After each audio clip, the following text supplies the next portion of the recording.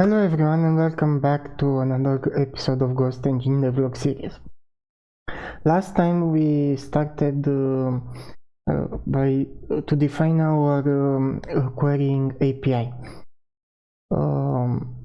We got pretty far in the video, but in the end I've noticed that the API lacked some finesse, and I also did some mistakes while designing it.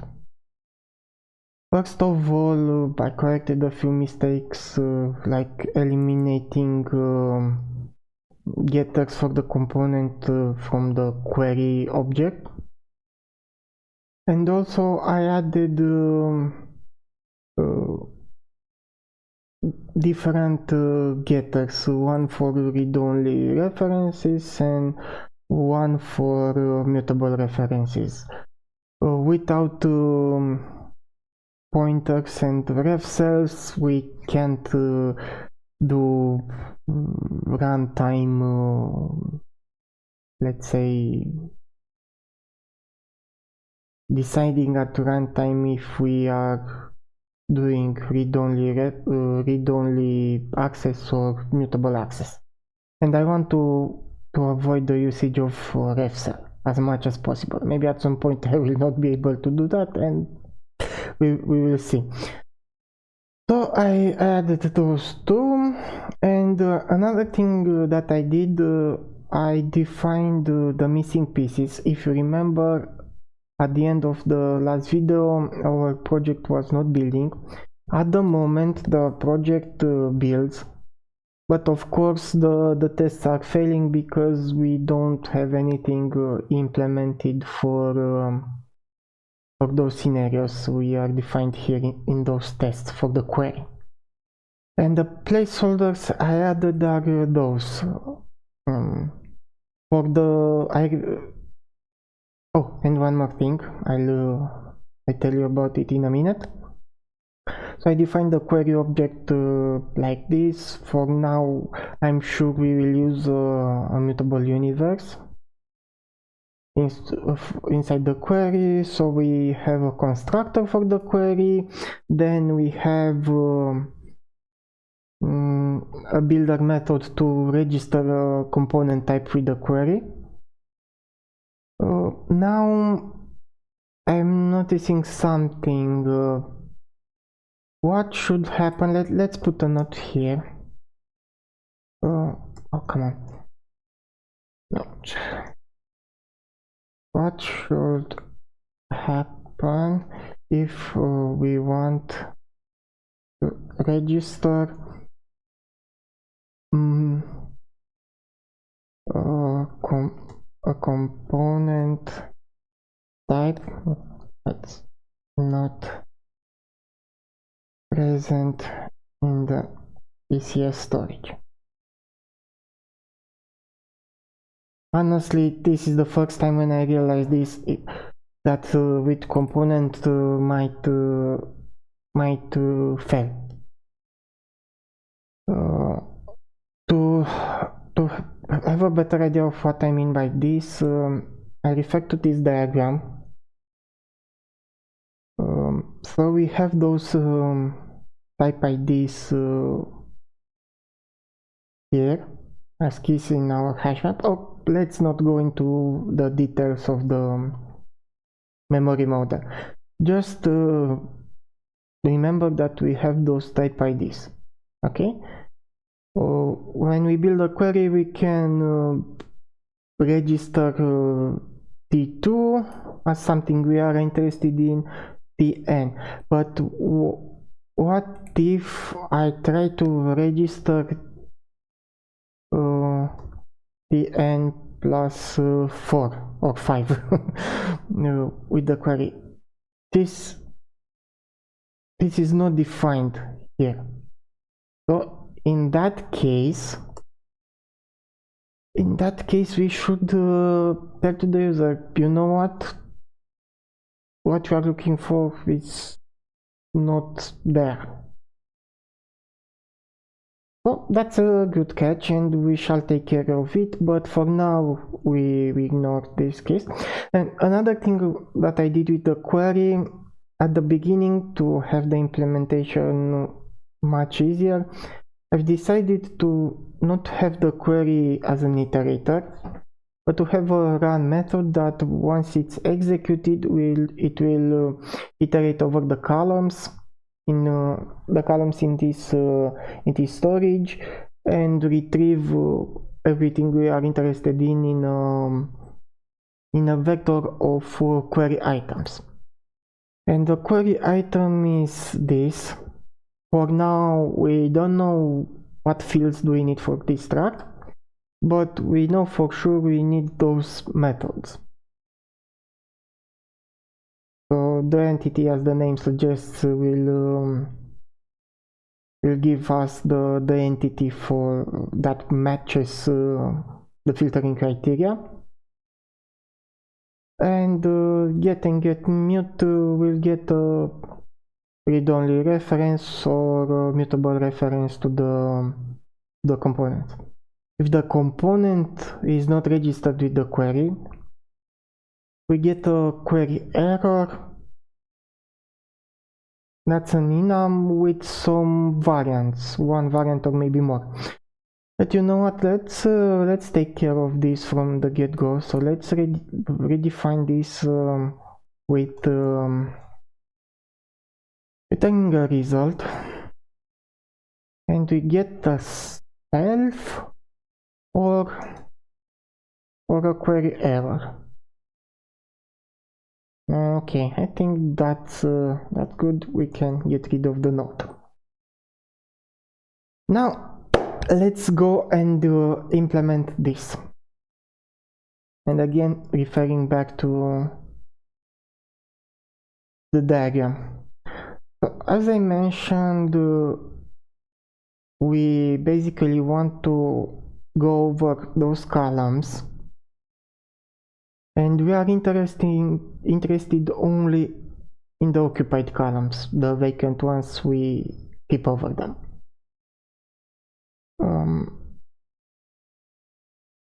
A query,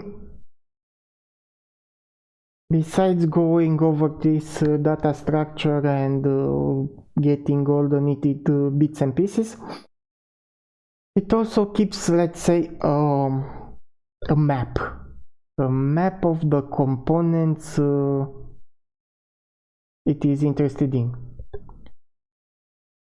And at the moment we have this kind of map telling us that entity 1 has component T1, T2 and Tn set, but it's not, let's say, this information is not straightforward. At the moment, the convention we are using is this one.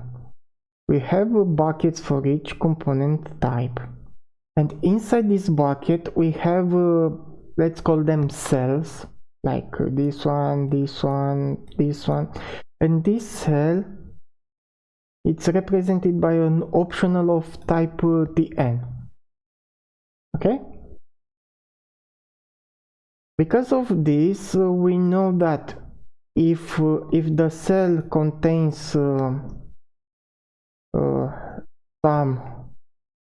let me go somewhere. Yeah, let's sketch it here.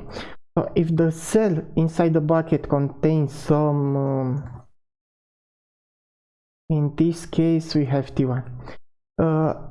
If we contain some T1, it means that the component is set for the entity. If we have none in the cell, then of course it's obvious the component is not set. But the problem is this: we want to iterate over the columns here, but let's consider it a little bit. Is it on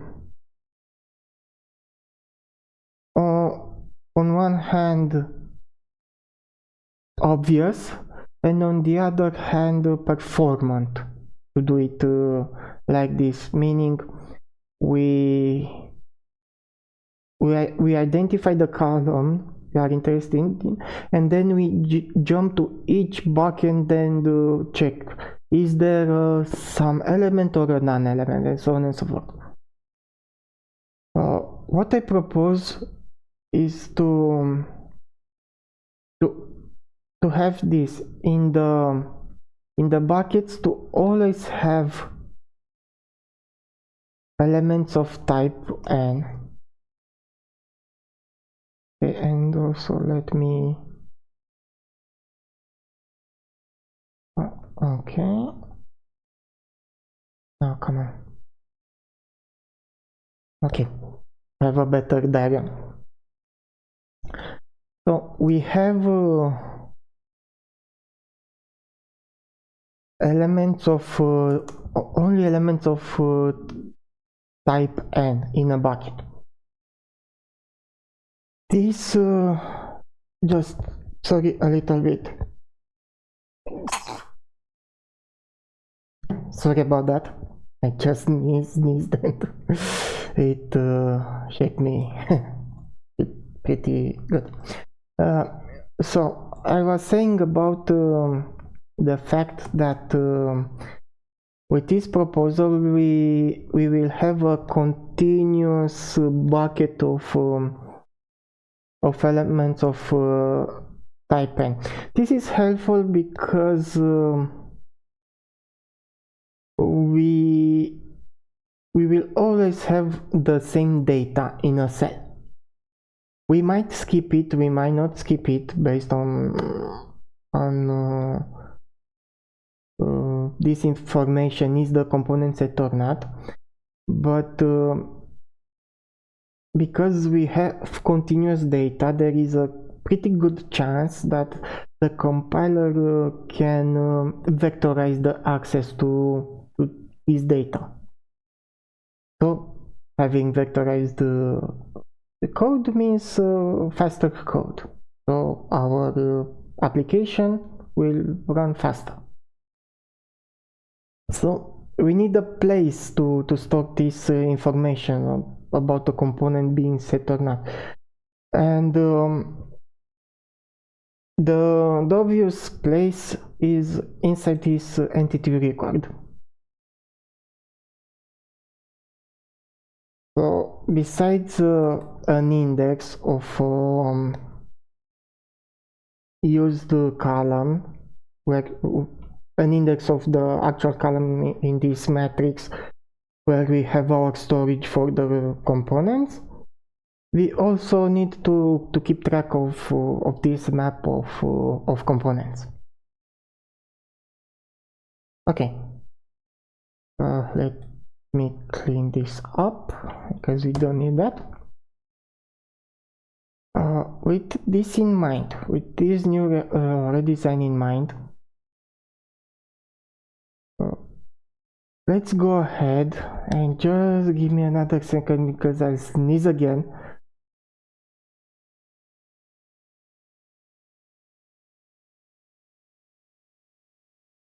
I don't know what's happening this morning and why I'm sneezing so bad. Sorry about that. So, coming back to this. Before we go and implement our actual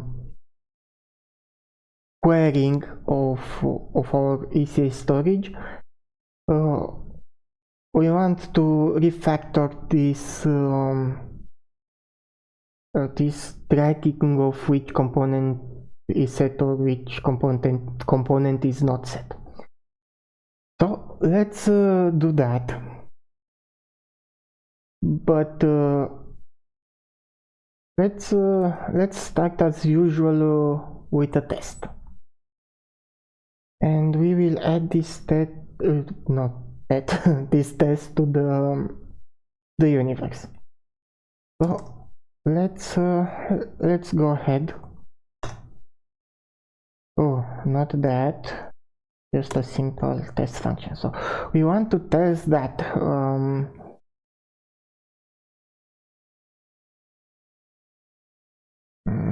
how can I call this? So entity entity record keeps track, oh come on, keeps track of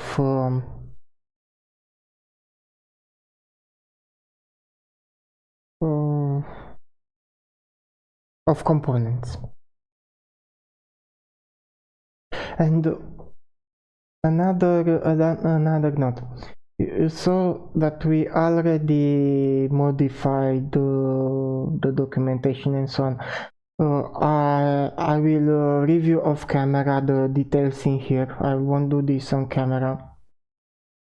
But I think until we release version 1 of GhostEngine, or at least we get a decent code base that may not be production ready but will be usable enough, we will skip documenting our code, because as in this case we might refactor stuff and we have to update documentation again.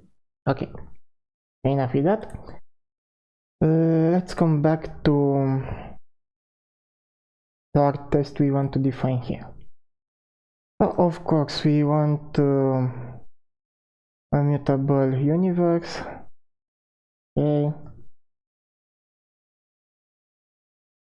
universe default.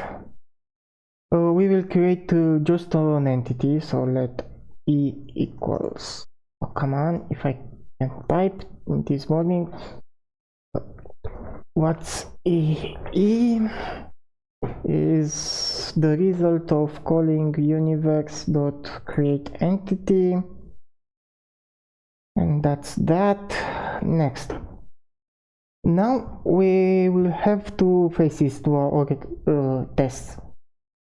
At first we will add 3 components. We will accept that the entity record has what we expect to be there, and then we will remove the second the second component, and we will check that the entity record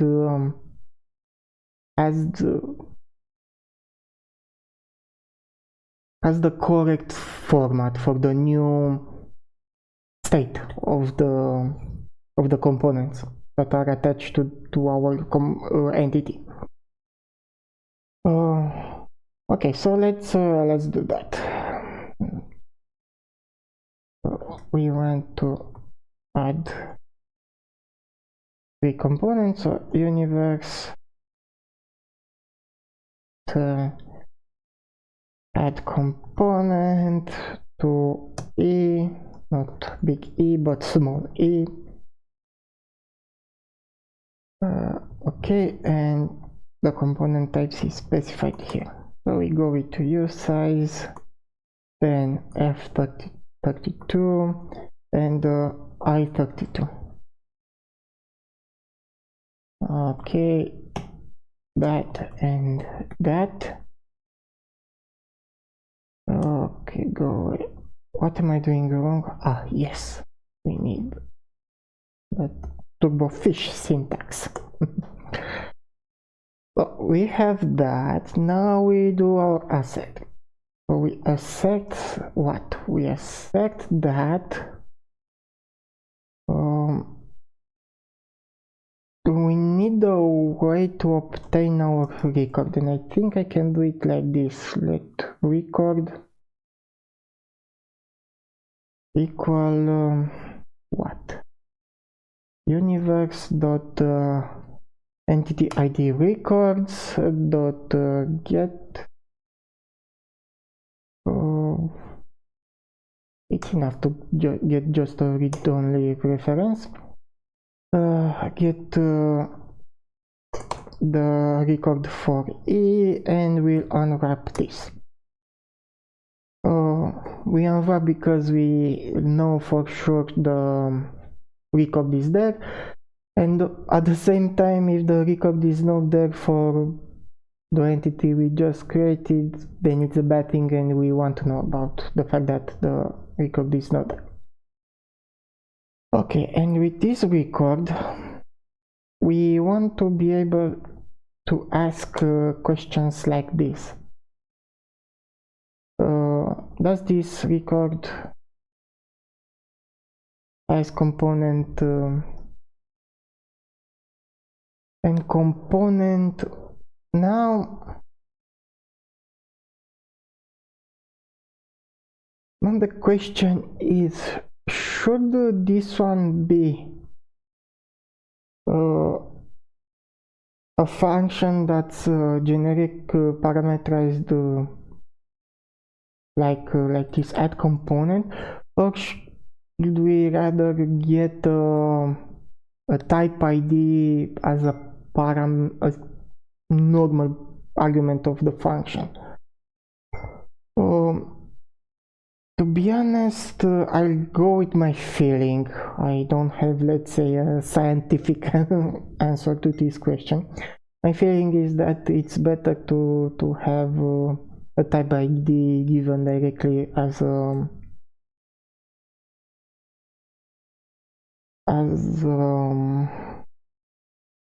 function argument.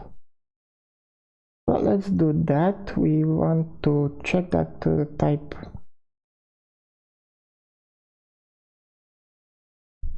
ID of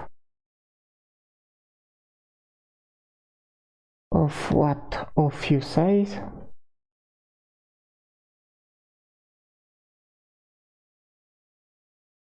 Well, if we have a component with this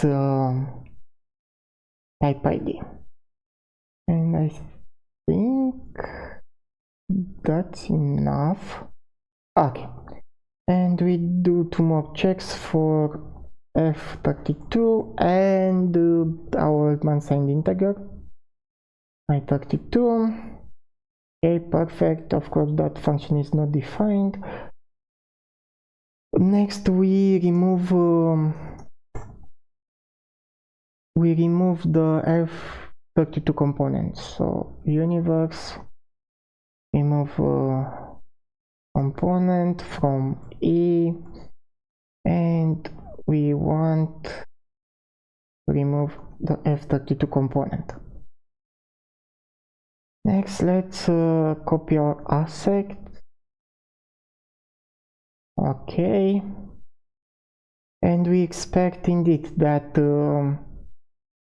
U size is still there, f32 is not there, and i32 is still there.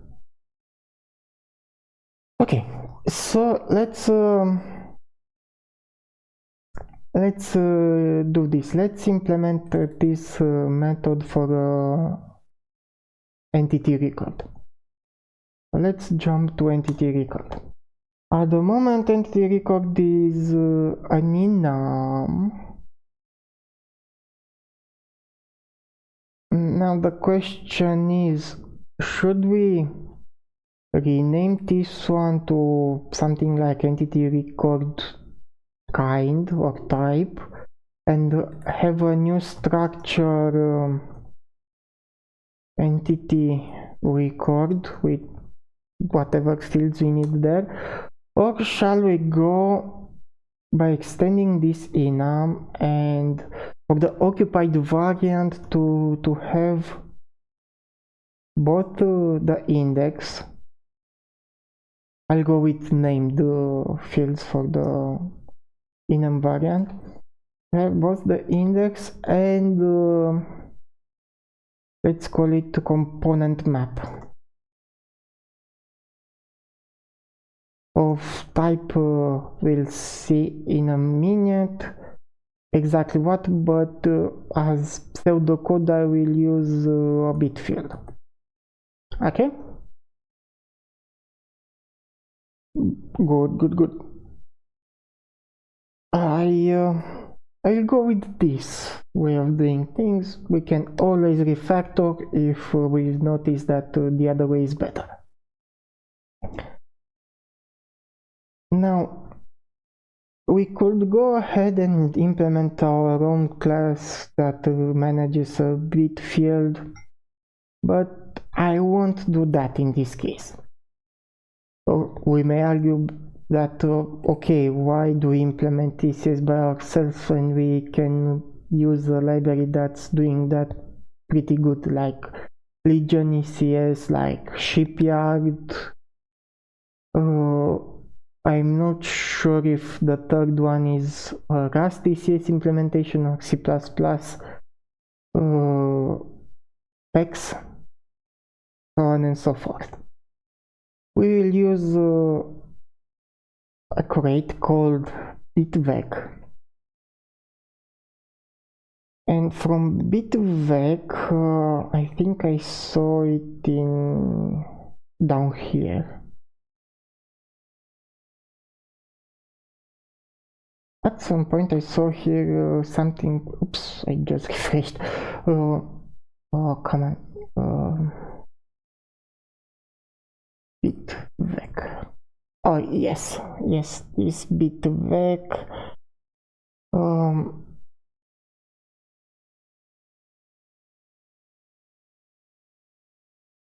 Or examples. Give me a minute because I want to give you exactly what I want to use. If not, we'll just search them here. Come on, BitVec. Oh, come on, BitVec. What's going on with me? So this one, bit precision dynamic array. Why I want to use this instead of just hardcoding a 64-bit integer or a 128-bit integer in there? I want to use a dynamic array of bits. So for each component, for each boolean that answers is this component that we have a byte in this bit field. I want to be able to set virtually unlimited number of components in our ECS. In other entity component systems implementation, I saw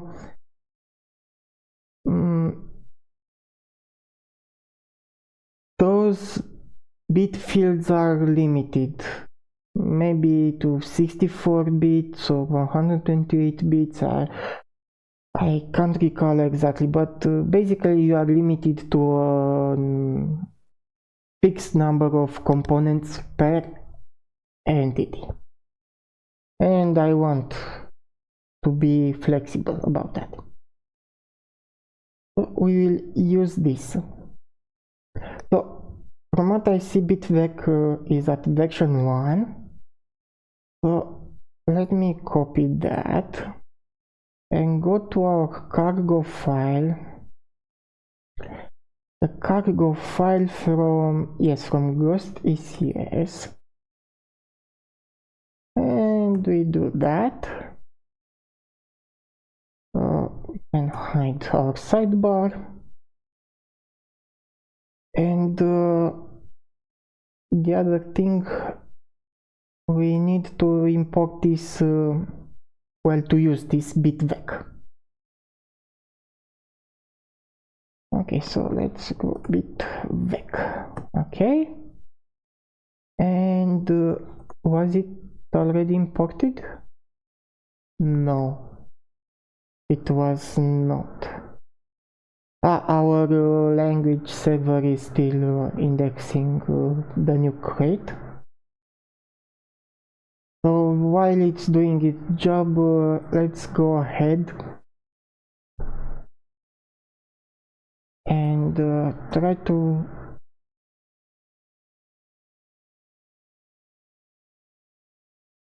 of course, this is what I expected, because in the past our entity record occupied variant had only an index. Now we have a bunch of errors all over the place, we'll go error by error and fix them. So let's import this one. Why are you not imported? Cannot find. Okay. Why is there importing? Well, I would like to import this, but why don't you give me the option here? Okay, whatever. So let's use BitVec prelude, and we'll import not everything, just what we are interested in, BitVec. Okay, what am I missing?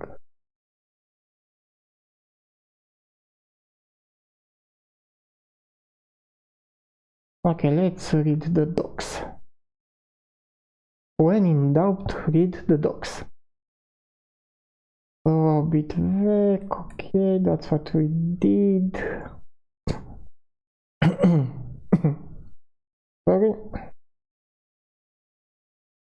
Okay, they are using it like this. So they are always recommending to always import everything from the prelude. Okay, let's do the same. Let's do the same. Okay, I don't know what's going on there, but let's fix the other issues. So we have a problem with this run method. So yes, you see, because now with component can fail, we won't change them with .run, we will change them with I think it is and then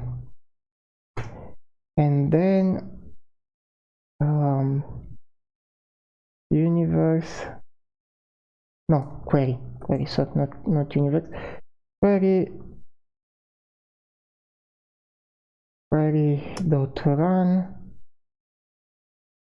in this way,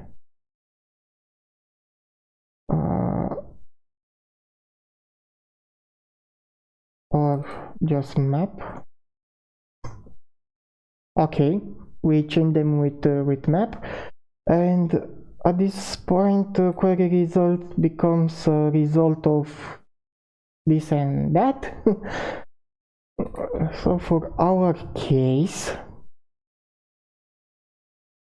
we just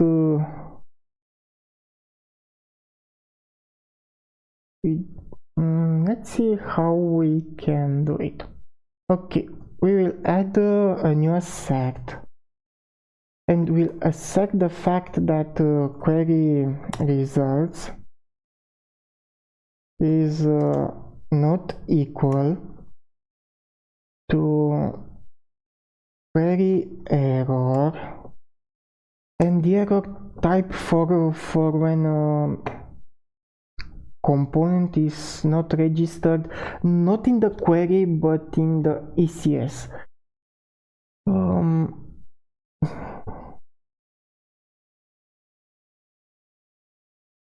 Unknown.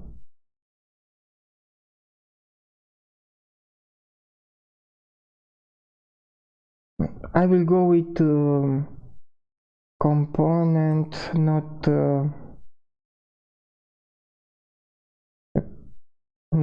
found in storage. I don't know if this is the best name I can choose, but I'll just go with this for the time being. And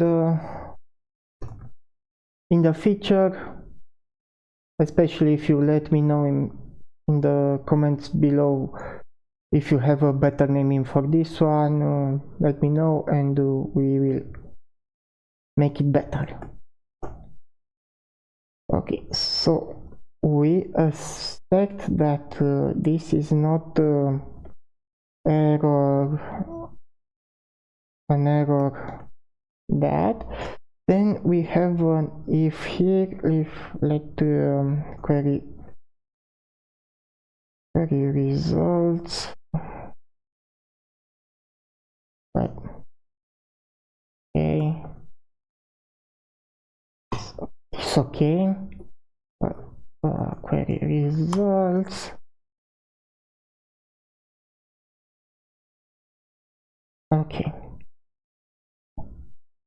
Okay, now we fixed this, and we need to do similar fixes down the line. So let's copy this chunk of code and just go over everything. Okay, that, and we need a curly bracket. Okay, perfect. Next, here, paste curly bracket,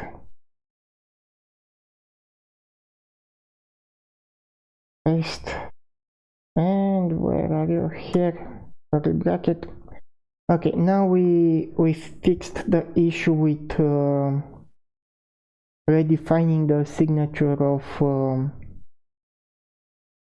this with component method. Okay, good. Next,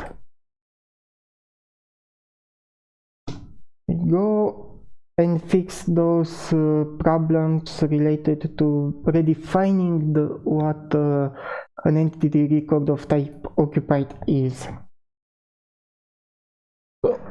Now we when we create an entity. When we create an entity, what do we do? Okay, here we insert the record in our record registry.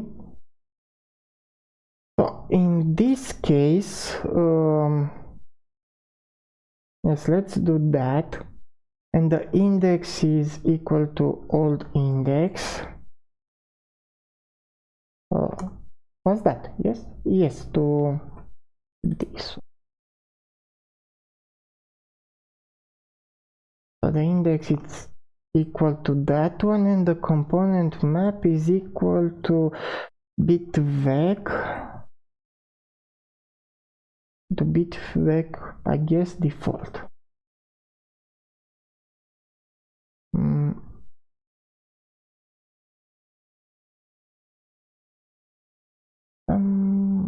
What am I? Oh, I'm missing that. So this. Okay, now it's good. And this BitVec. Okay, we already included that.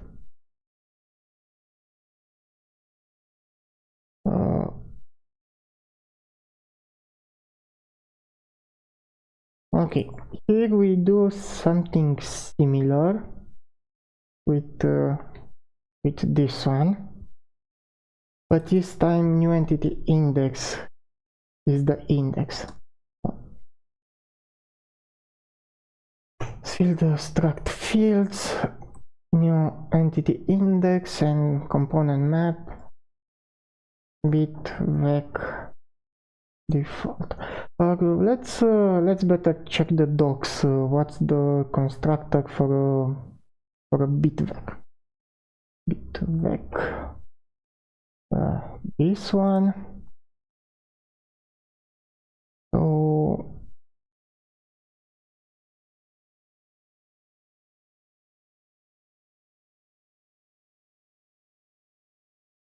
we have new. Do we have default?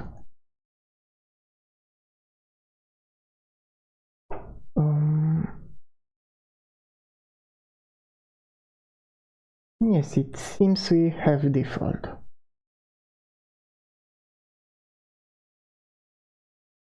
Okay, so we can use default to build our BitVec. Next. when we remove an entity. So when we remove an entity, what do we need to do?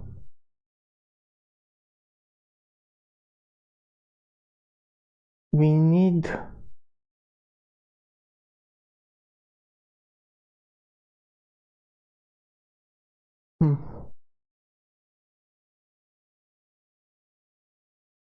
Okay, we mentioned that our component buckets, we no longer want to have optionals in the buckets. So because of that, we don't have to do this for loop. Instead of that, we just set the entity record to vacant. And that should be all.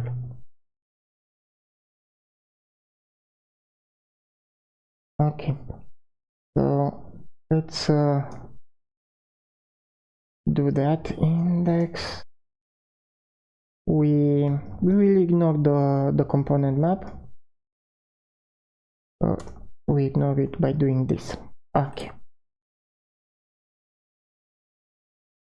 Before going forward, I will go ahead and make sure the buckets, those ones, are no longer using optionals.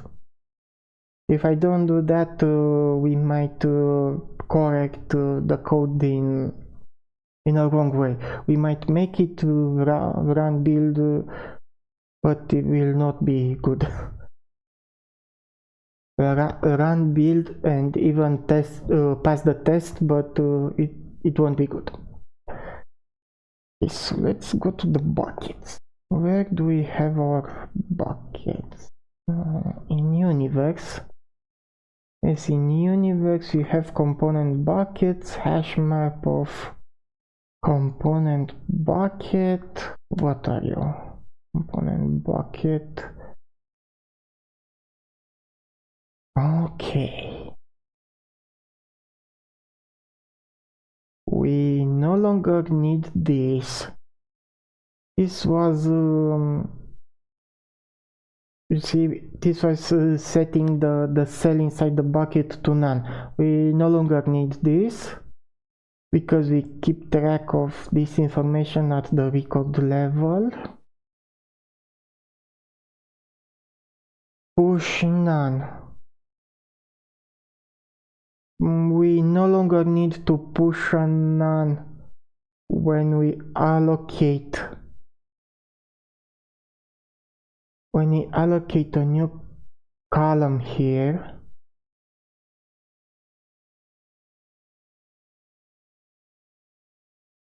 a component bucket here. So we no longer need this, so let's get rid of that.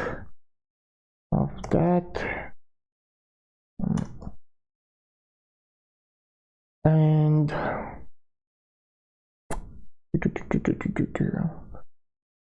I think we'll need something, but not push none, but push default.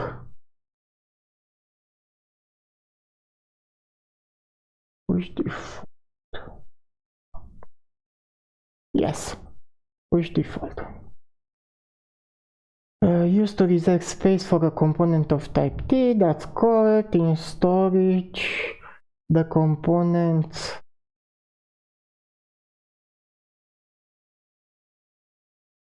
will be of type T.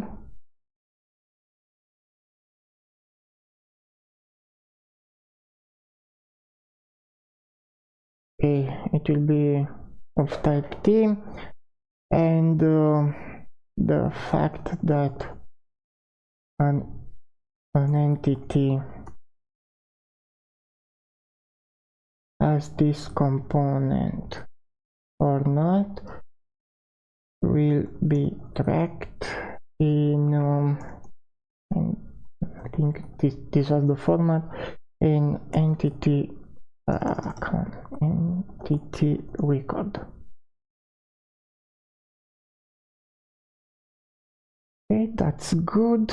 And instead of, and we define this trait not for a vector of optionals, but of a vector of t, and we push the default. And it's getting crazy with good reason. So let's go ahead. Okay. We no longer have push none, but push. Oh, now I see my mistake. I could use the refactoring tools to rename this method. Yeah. Mistake. Okay. So here we need to fix the format of entity record. Check here. Here we add the component. So we need to keep in mind that we need to register the fact that the component is used inside our component map. So let's go and bring forward both the index and the component map. Sorry. What do we have here? So the more buckets, we get the bucket for the type ID. Okay, this might fail, so then we downcast it to a vector of optionals. Okay, we no longer have this. We no longer have this. And we can get rid of all of this. Why? Well, not necessarily all of it. No, we still need to go get the bucket and set it to set the cell to the default value of t. Why we need to do that? Remember that we are reusing columns. And maybe at some point the entity we deleted have had a, let's bring the diagram. So consider this. We deleted the entity that was using this column, then we created a new entity, and because of that we are reusing this entity. But instead of C1 here we had, I don't know, K1. Bear with me, please. So we modified the component there. We no longer have the default value. That's why, where I was, here we need to go get the bucket, get the cell, and set the cell value to the default value of t, but we no longer have optionals. That's a good thing. Okay, next. So we get a bucket, component bucket, okay. And if we have a bucket, I just want to review this code a little bit to make sure I'm updating it correctly. So with this bucket we downcast it to a vector of type t. That's good. Remember that we have this. Okay. Oops, no, here. Then when we go to the bucket, we go to the cell to the cell and we initialize it with the default value of t. Okay, that's correct. And we also want to register this where in the component map.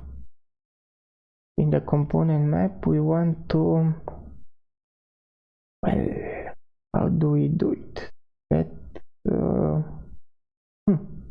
Okay, let's go to the documentation. Okay, so we have those examples. Bits, and so on. Okay, we use this. Okay, so back to our code, we have to use this set and okay, so BitVec.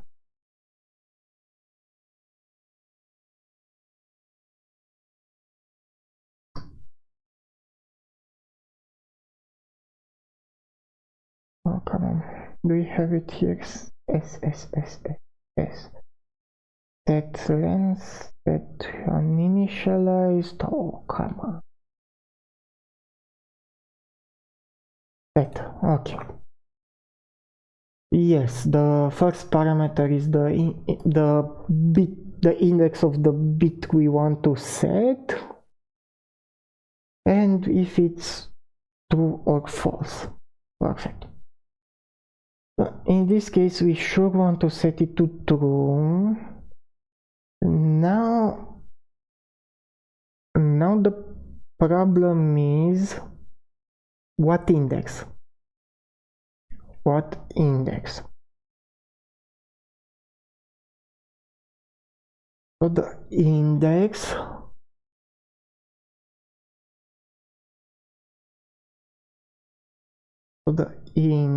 will be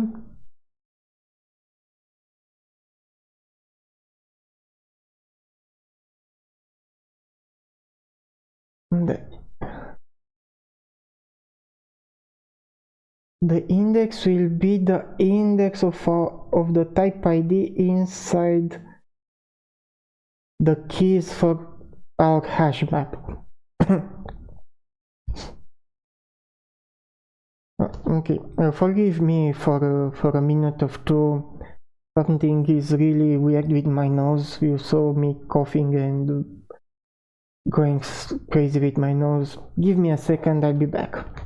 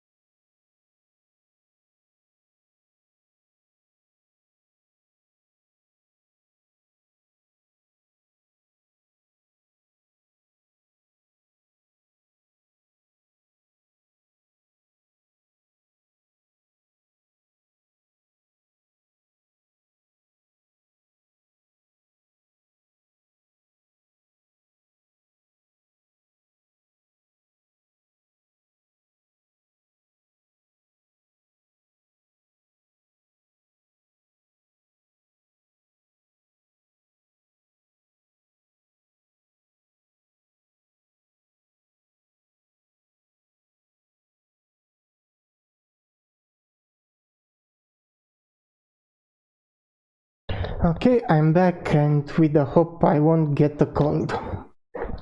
So we were discussing about which index to set this one to true inside our component map. And this diagram gives us the idea that for component of type T1, the index will be 0. Why? Because T1 was the first type registered in our storage, and our storage is a hash map.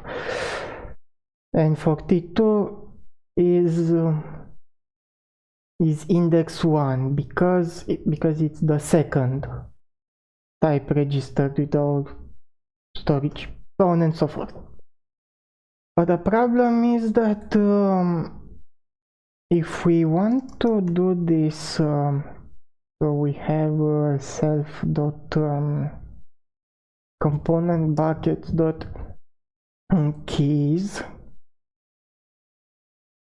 So if we do this and we take a look at the documentation, it says that okay, we get an iterator for the keys, but in an arbitrary order, and we don't like that. We need to find a way to have the keys in order. So let's do a bit of research. Okay, Rust hash map. How do you call it? Hash map.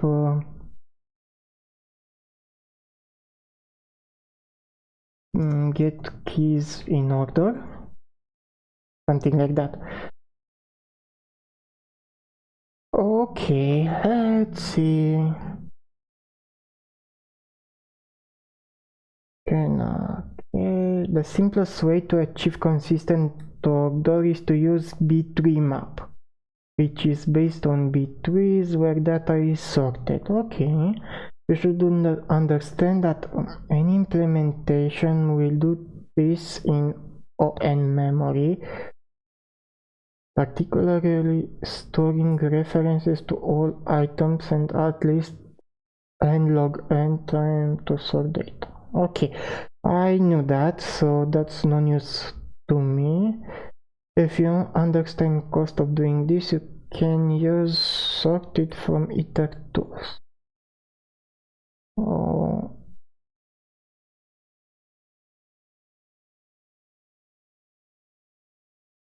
Well,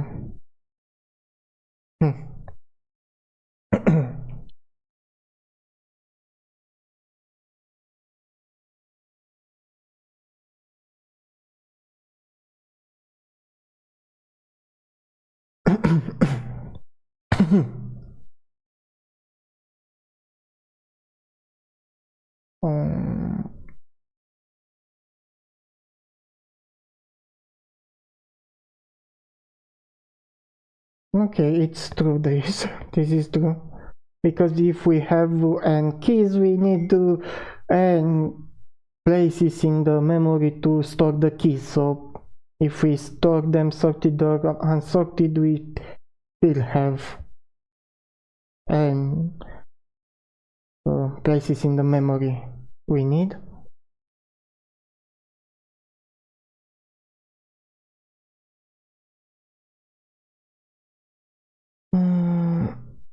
So with that in mind, let's go to the documentation of hashmap itself. So order.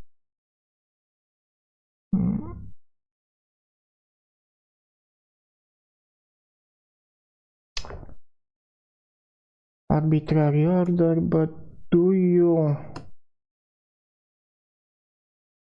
give us? No, so let's look for B-tree map. B-tree map.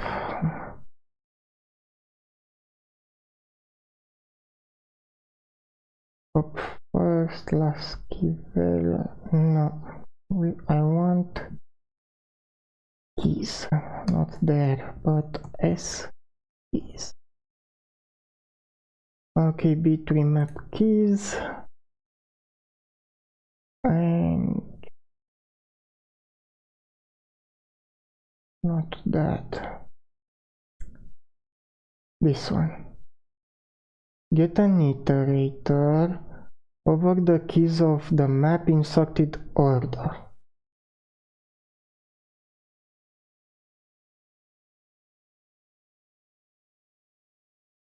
this is good, isn't it? Yes, this is good. So let's switch from using hashmap to use bitremap. It is refactoring seems to be doing a lot. So, okay, let's go and change this to b3 map. Perfect.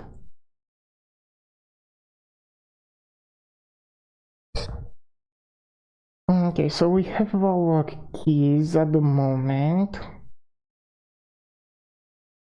and we want to enumerate them, or can I position? What do you give me? So if we have this vector and I'm using position, oh yes, position is exactly what I need. So position, and our x must be equal to type ID.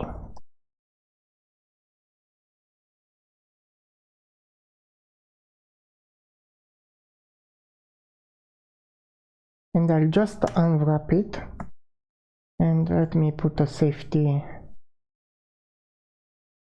It is safe to unwrap here because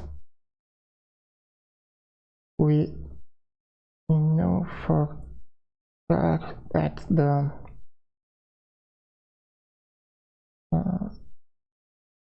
key is not the key. Oh, come on. Well, yes.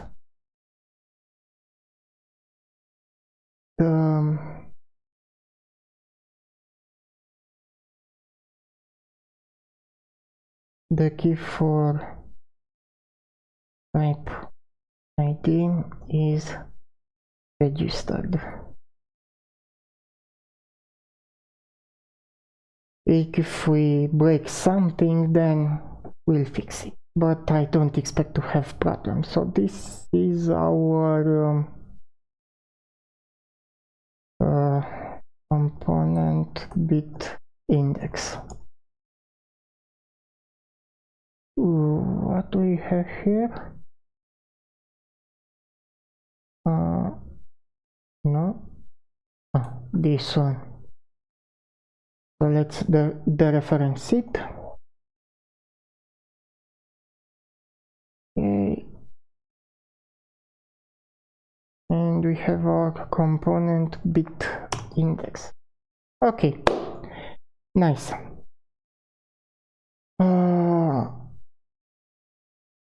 I know for sure I was reviewing the code of camera, and this chunk of code it felt, yeah. So let's see how we can rewrite this. So this is for the case when we don't have a bucket defined for a component type. So this is, we do this the first time when we try to attach to an entity a component of some type T. We've never done it before. So actually we can do this way. So we get the bucket. Okay. So we get the bucket, and if we have the bucket,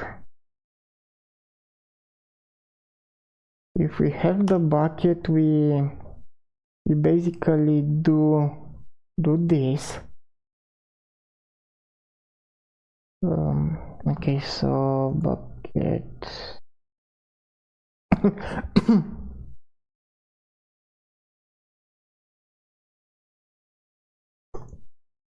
Okay, that goes away. So we check to see if we have a bucket. If we have the bucket, we do this. Else we do what we have inside here. Okay, and we delete that. We save and we do some stuff. Let's see what we need to do. So we allocate the bucket for our new component type, but we no longer work with options. So just there, and instead of pushing, and we push default. And you know what?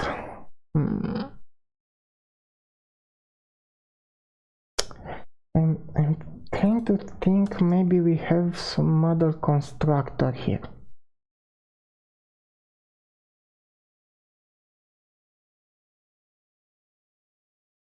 So we initialize it with a capacity, so from the get-go we get a big enough chunk of memory, so we don't have to resize it if the number of entities is not changed.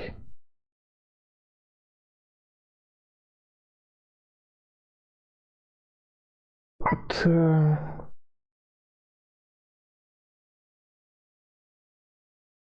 retain the pop drain, yada yada.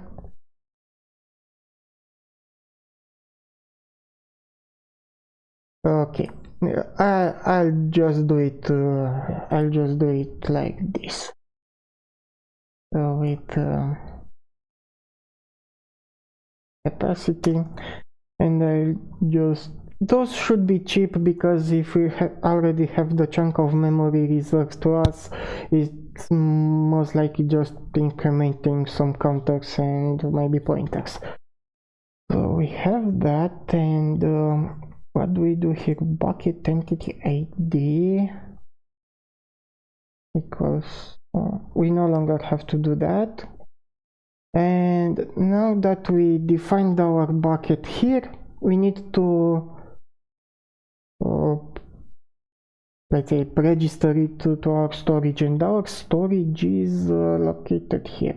Self.buckets.insert type ID, and we push our new bucket. Done. Okay, next error to solve. Not that here. Contains entity. So indeed, we know that our storage contains an entity if the column for that entity is occupied. So we get the record, and if the record is of type occupied, then yes, we contain the entity.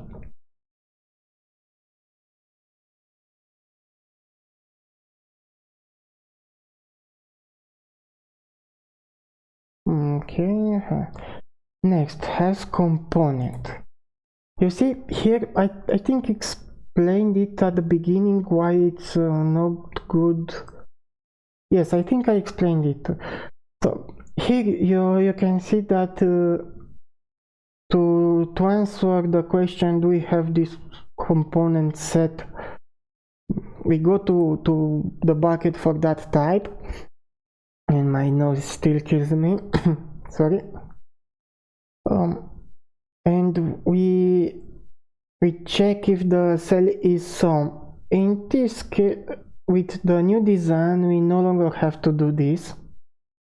With the new design, we just get the record, so we just do that.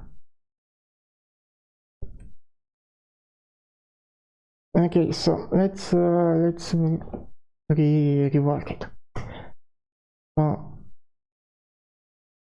We care for the fact that our entity record is type occupied index. Yes, we care about the index. No, we don't care about the index because this is the index of the column. But we care about our component map.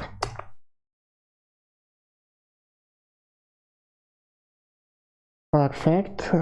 Component map.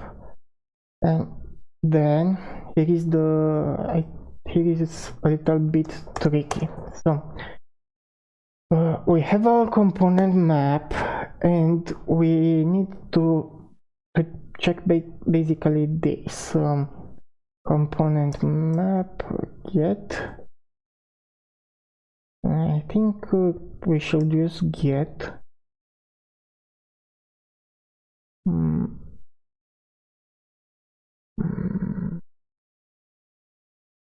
Get.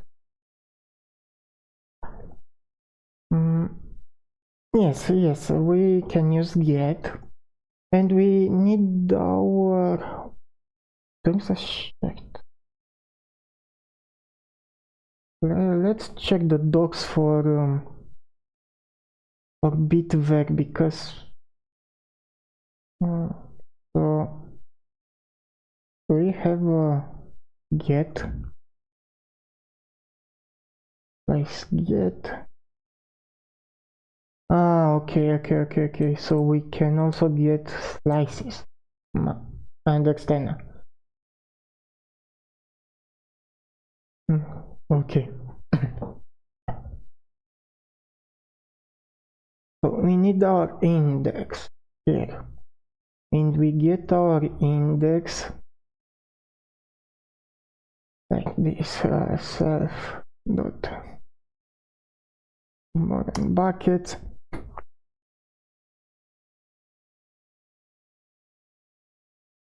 Let's component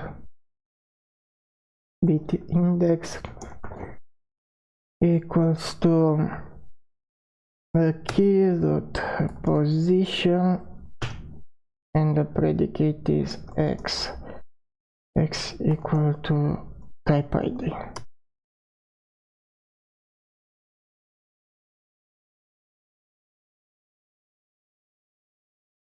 Okay, now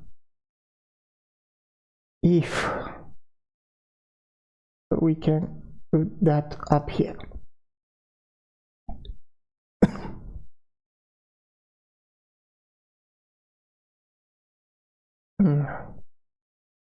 Fine, I think my nose finally cleared.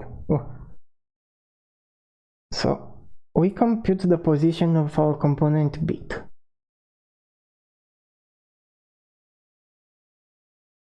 If by any chance we try to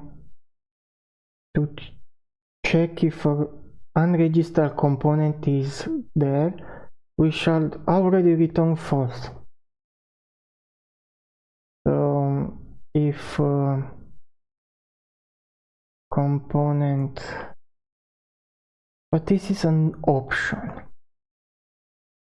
So because this is an option, I can do this. So give me a moment, I'll try to be clever. I hope I am. So I get this, then I map the component index to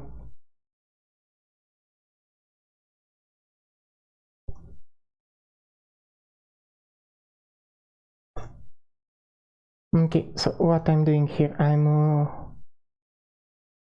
mapping for, so the default value will be false. So if the component type ID is not found, we return false. If it's found, we have a component bit index, and with this component bit index we go in the component map We go in the component map and what we do.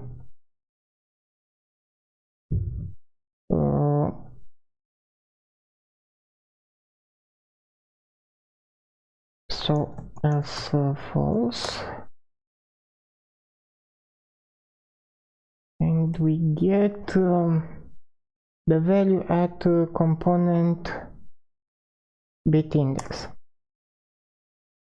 Something is wrong. So this one gives us an optional bitref.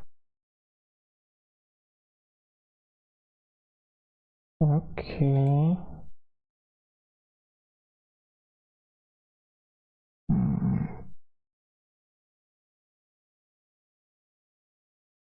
Okay. So I need to deref. Okay, let's do that. So as deref,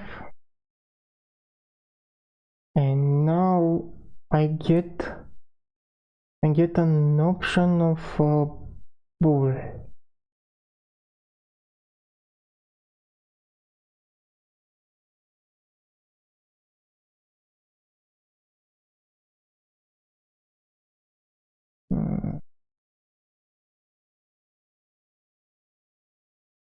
I get an option for bools. So if I unwrap, that might be the case. Everything breaks, but it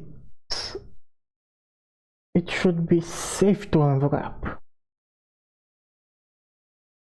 So I'll just unwrap and put I'll do unwrap or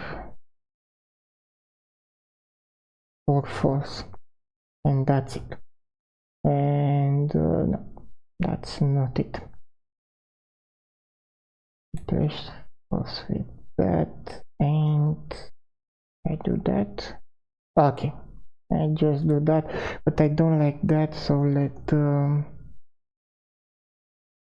is component present equals that, and I return is component present. Okay, and I dereference this one. Okay, nice. Next error. Okay, we jump over this one. So when we get a component, yes, we care about the index. Do we care about the component map?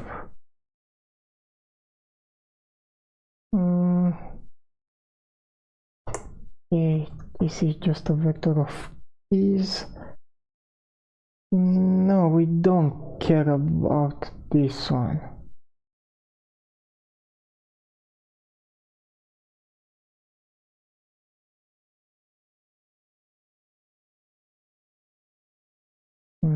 What's wrong here? So I think we can remove this one, because here we get an optional reference to T and we return component. Yeah, this is enough. And by convention we said that if we try to get an unknown component, we just return and it's not there, so leave me alone. Okay, we don't have to return an error or something. Next, here is for the mutable case, so it is exactly the same. Okay, next, and we arrive at those as component. So to define those, we need to go to our entity we called here, and to define an implementation block with a record. Perfect. We define a public Do we need it to be public or public just at the crate level? Let's just go to crate level. Has a function has component with read-only reference to self and our type ID. Component type ID. And we return a boolean. Okay, now we do a match for self. Now when we are vacant we return false. When we are occupied we don't care about the index, so we ignore the index, but we ask the component map if we have this the bit of this type ID set. We go component map dot get. Ooh, wait a second. Damn it. I think I have to. Oh, come on. No.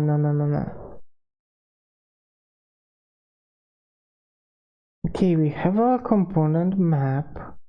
We have our type ID we are interested in.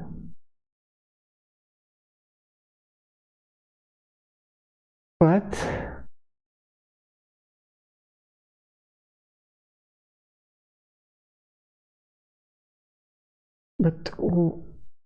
we are unable, based on this type ID, we are unable to, here we are unable to see if the bit is set or not. Oh. Okay, we have a type ID. No, we can't do this.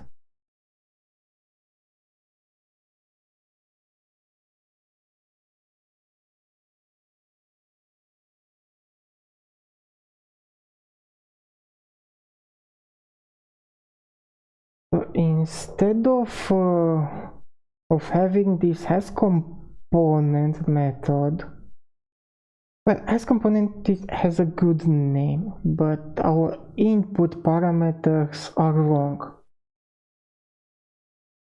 So instead of asking for a type ID,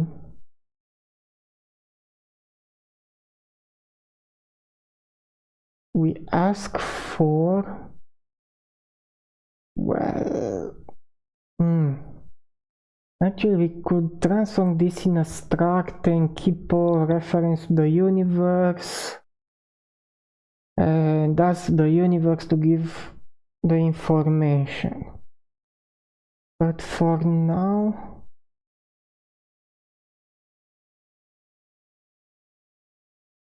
I will accept here a component index.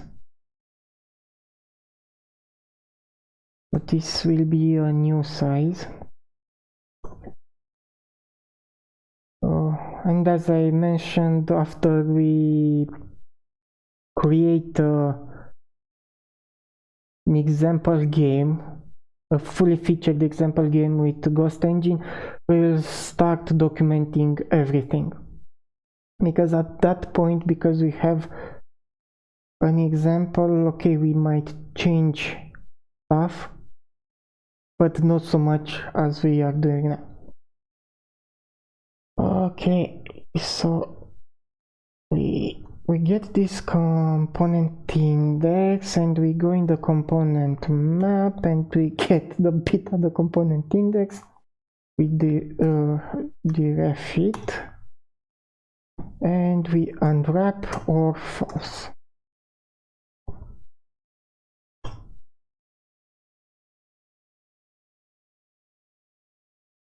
Oh, damn it. Damn it, I hate it. We do that, let is component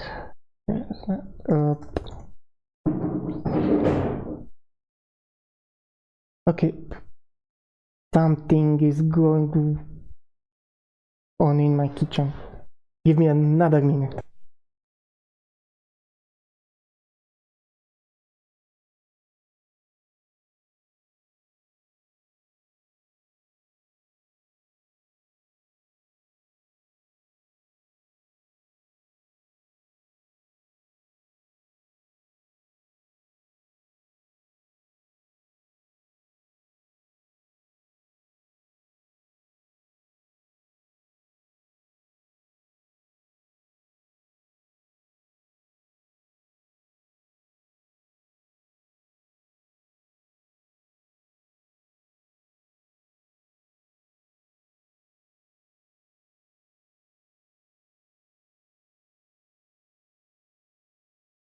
Okay, I'm back. I don't know what was going on. I heard like the house was going down. But coming back to this, yes, those derefs I'm hating.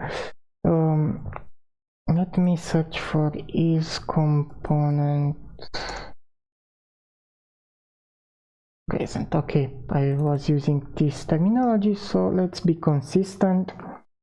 Is component present equals that, and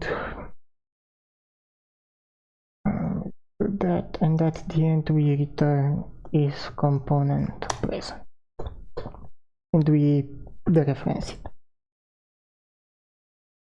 Perfect, perfect, perfect. Oh, yeah, now we have another problem. Here we can no longer do this record has component yada yada, and we like this API design. Oh, indeed. Okay, let's do some cleanup here. Indeed, we have to turn this into a struct.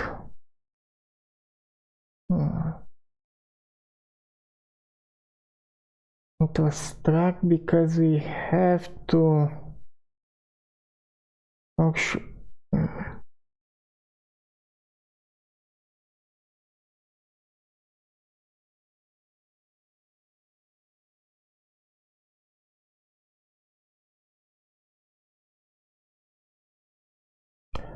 we can ask.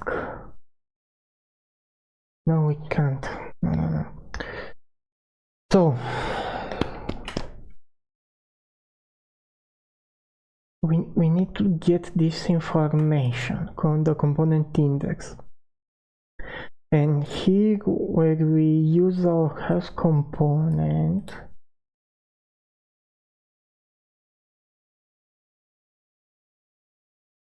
this one should be only for internal use. So if this is used only internally,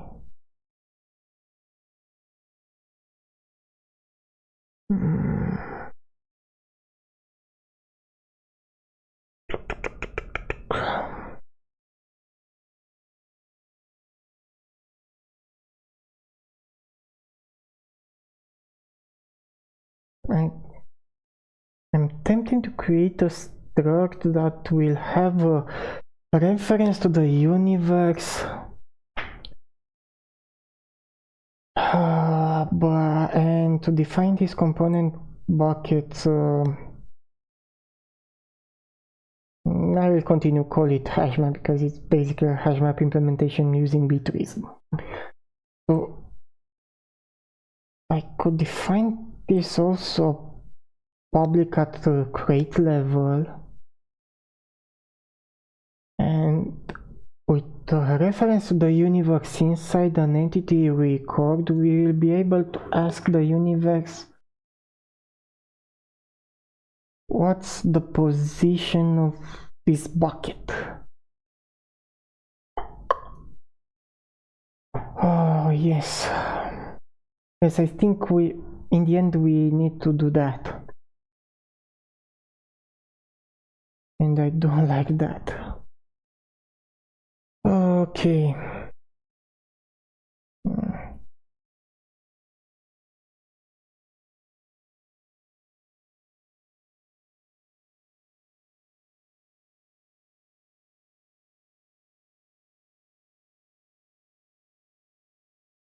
You know what? Because this test synthesis should be used only internally for us to be able to manage our storage. Instead of having those like this, I will oops, not that. I will do this. So let use size index equal to what? To self.universe, not self, to universe dot component buckets, because we can access them here. Get and we get this.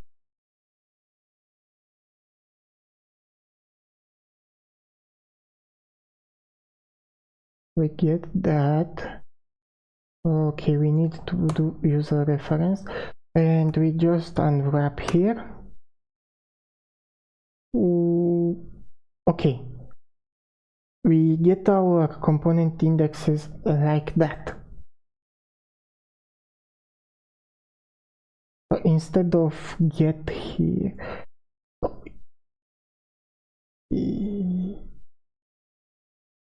so we have our component buckets, we get our keys, okay, and we get the position of the key, which is equal with that. Okay, go away.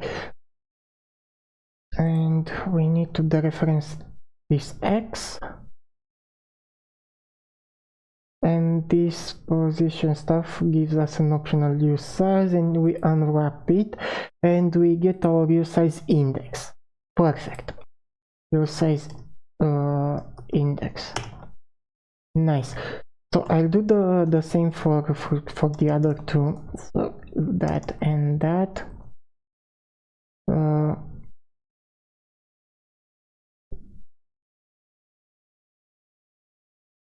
Okay, so instead of your size, we have F32 here, and oh, come on, go away. So here, instead of use size, we have I32. So let's use those here. F32 index and I32 index. Yeah, this is much easier, and we explain the fact that this component map stuff and asking if an entity record has a component set is something internal for us. We don't want to expose that, so it's okay to do it like this. If you disagree, let me know. Okay, we remove the component, and now this is something.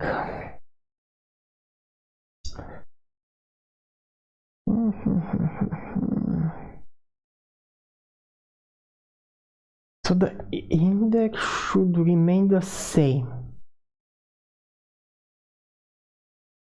The index should remain the same. The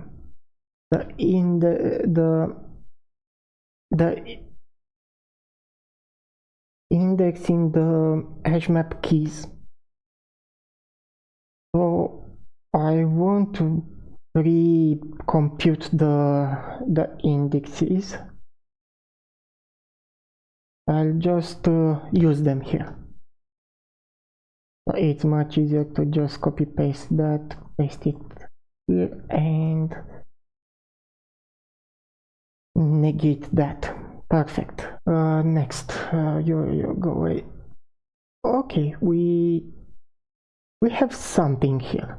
Now let's go and get more details.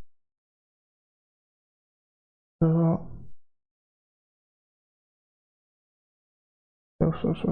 push none. Oh, okay, push none. We have push default. Okay, fair enough. Next, what do we have here? We have a problem in universe at line 24. So let's go to line 24. Okay, so what's wrong with you? Temporary value dropped while borrowed. Consider using let binding to create a longer lived value. What?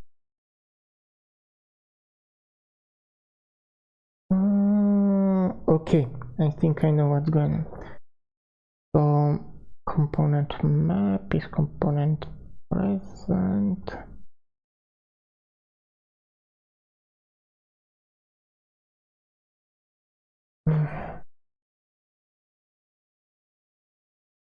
Component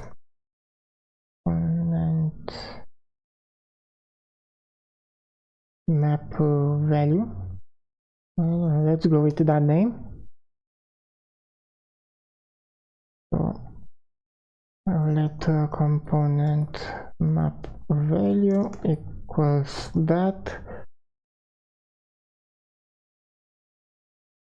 Next, line 257. Ooh, 257. Okay, the same thing. So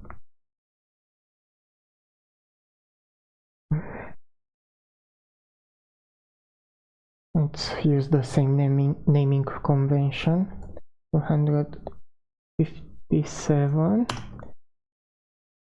So we let this one be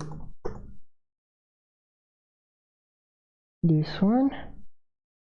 Okay, and do that. Perfect. Next. Associated function is never used as component. Are you nuts? I'm using it in a test, honestly. So okay, we have some other problems. In universe 385, what's wrong with you? Cannot borrow universe as mutable because it is also borrowed as immutable. Ah, yes. So we borrow it read-only here, and here we want to mutate it. So I'll just use two scopes like this. That and that, paste. Okay, and I will extract those from the scope outside here. Now it should be happy, and it is. Next. Next we have a problem with this query. Okay, so in query line 129.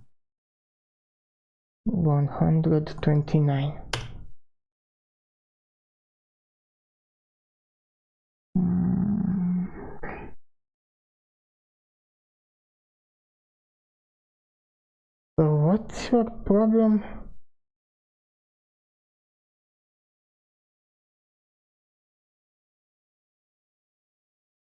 Oh, okay, we need to tag it as mutable.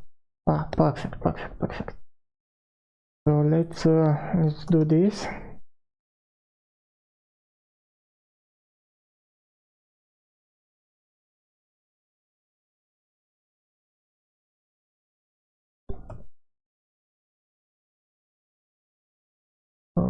Okay, let's see what our tests are doing.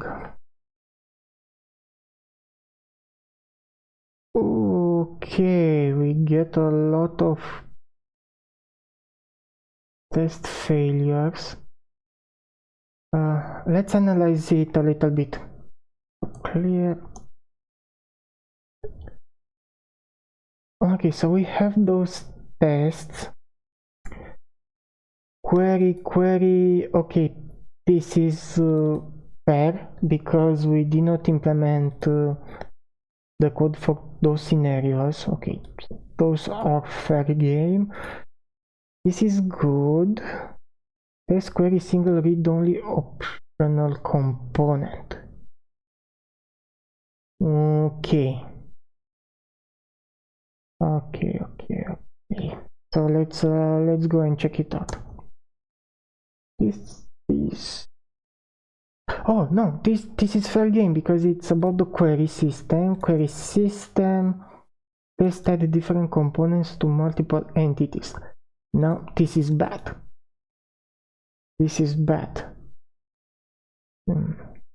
So let's see what we do here and why this one failed.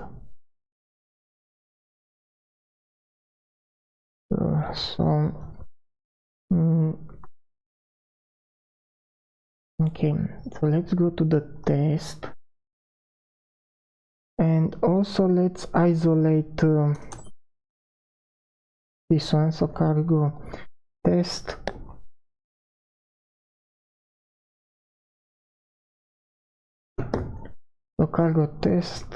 that one. So the problem is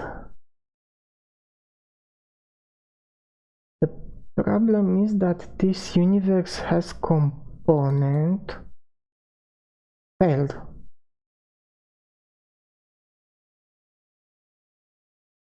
So this call failed. Why did you fail? You failed because that's the reason. So the section failed. Okay, the section failed.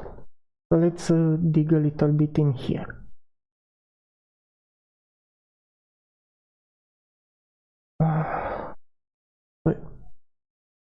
We did something bad with our reimplementation here.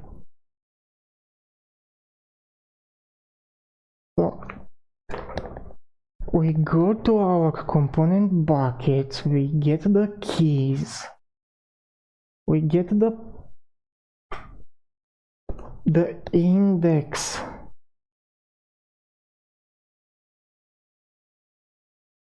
for the bucket for this type ID. So far so good. Then with this component bit index, we get the record. So we get the record.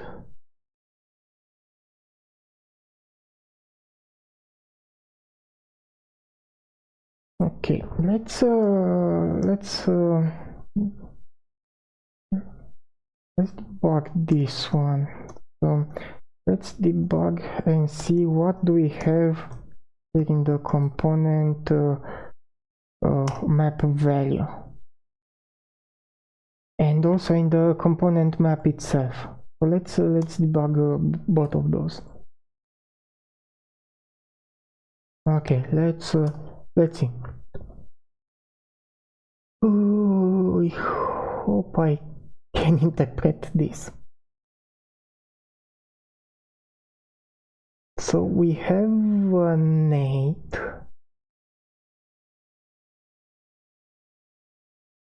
We have an address of 8.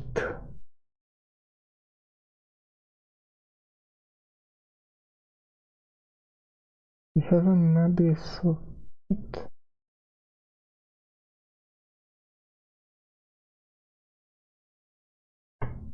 Well, not the component map and the component map value. Okay, those two. And what's wrong with the value? Move occurs because component member has type. Okay, do that. Leave me alone. Okay. The component map value is none. Component map value is none.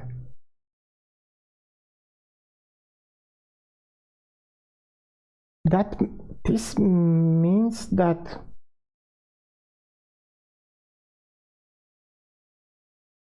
it considers the component not being set. The problem might be when we add a component. So add component. The problem might be here.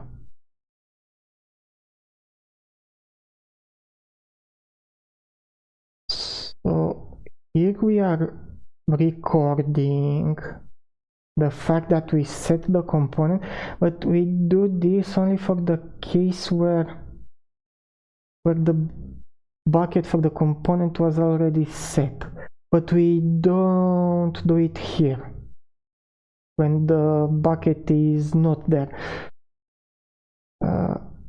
Okay, so with this in mind, I think I can move this one here outside the if block. Yes, I can do that. And now, no matter in which case we are, if the bucket is already present or we create a new bucket, we register the fact that the component map was set. Well, we can do it a little bit better actually. So let's go back and do it this way. When we already have a map, and do it this way when we already not when we already have the bucket, but when we create a new bucket. Why? I don't want to go check the keys, get the position, yada yada. Now I know for a fact we add a column at the end. Yes? No, it's not about the column at the end. We add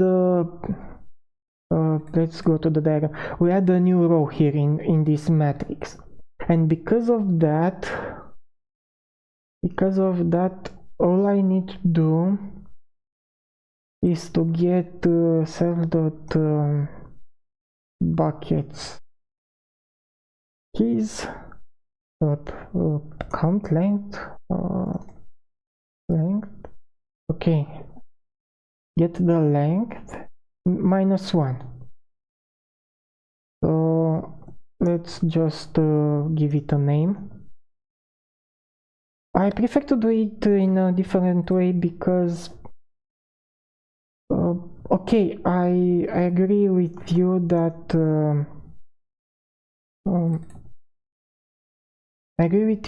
here Here we iterate over the keys and we check if the key is equal with our type ID to get the position. Yeah.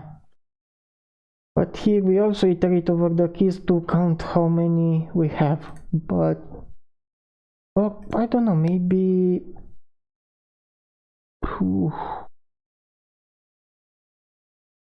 yeah, I will not dig in that.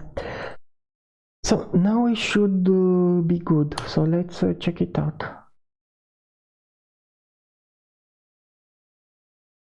Okay, we are not good.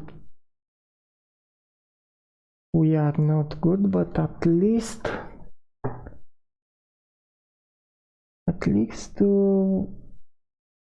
we get a better exception, let's say like that. So index 0 out of range, excluded 0. At which line? So at line...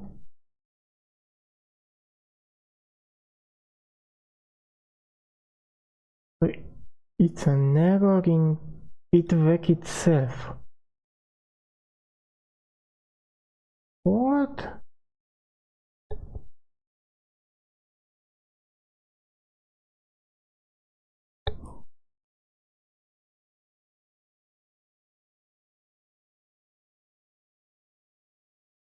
That moment and you go, huh? Well, let's go back to the documentation of BitVec and see what are we doing wrong. So we have BitVec, bits, yada yada. Back to the top. Bit vector, okay.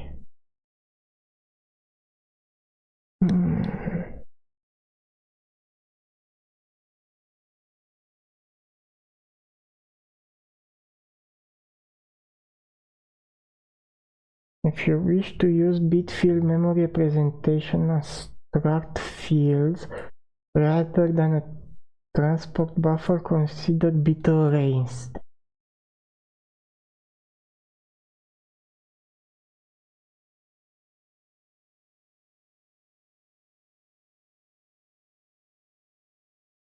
Okay.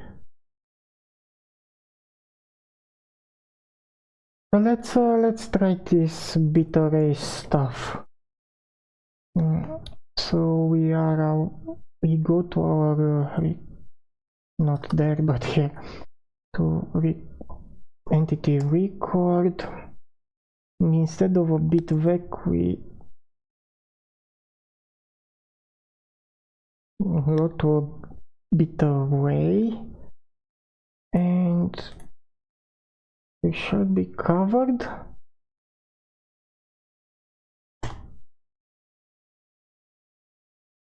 Expected. Okay. No, we don't want a bit array. We want bit vector for sure. Oops. So for sure we want bit vector, but why?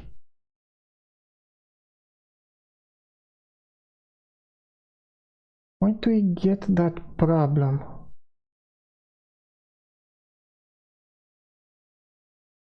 Index out of range excluded. What the nuts?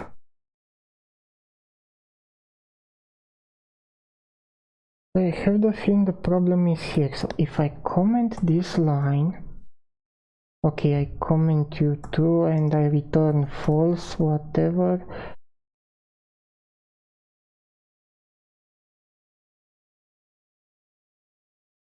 The problem is here.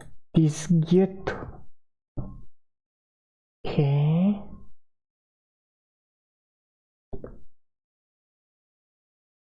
What the heck?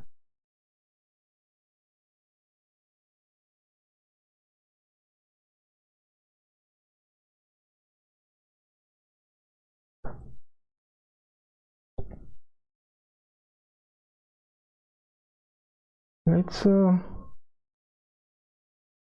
run it with a backtrace. So rust backtrace equals 1.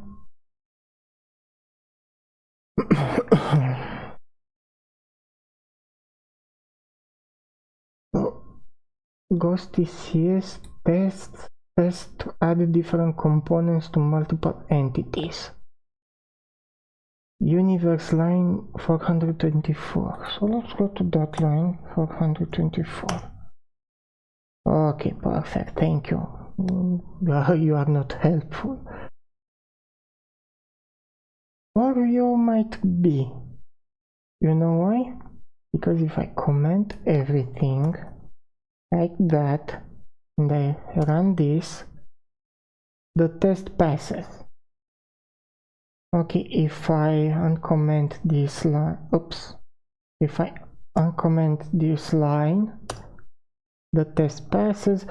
So the entity creation looks to be solid. Okay, now when we add a component,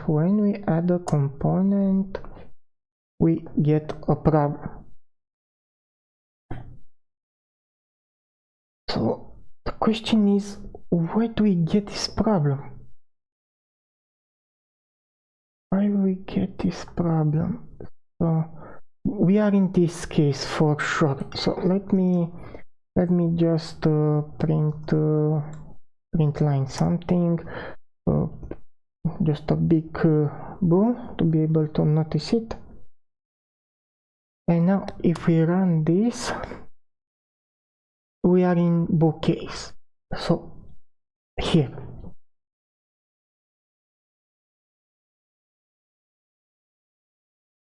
so we create our bucket, we push default values, we insert the bucket in the hash map,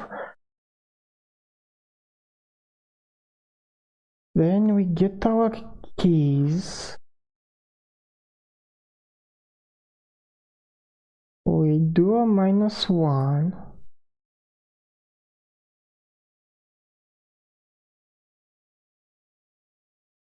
and we want to set it to true. I think if I comment this line, the test passes. So the problem is this line.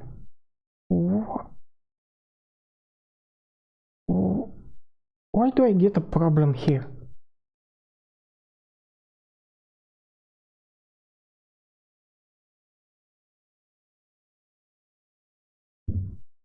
Push.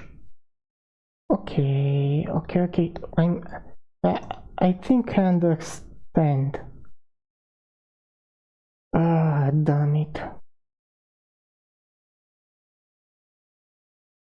Ah, damn it. Yes, we have a vector and we want to get a particular value. We just go there, but we actually did not push values in the vector. So we have the capacity for the vector.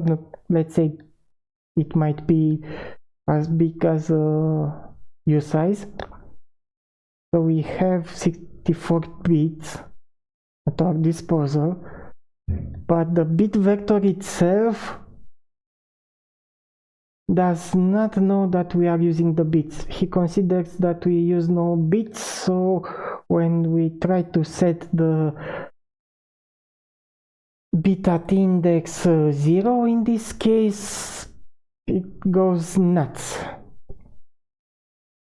So what I propose to do when we create an entity, so when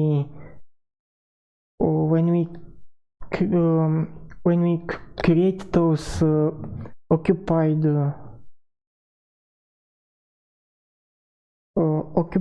records. So where are you? Oh, come on.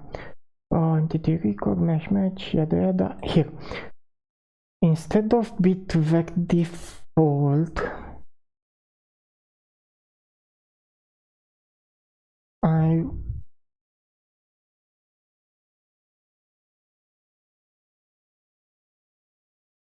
No, it's even easier. Let's not complicate things. So add component. So in this case, so when the component bucket is already there, we just go and set the bit to true because we know that it's there. But when we have a new bucket type, instead of set, we do a push.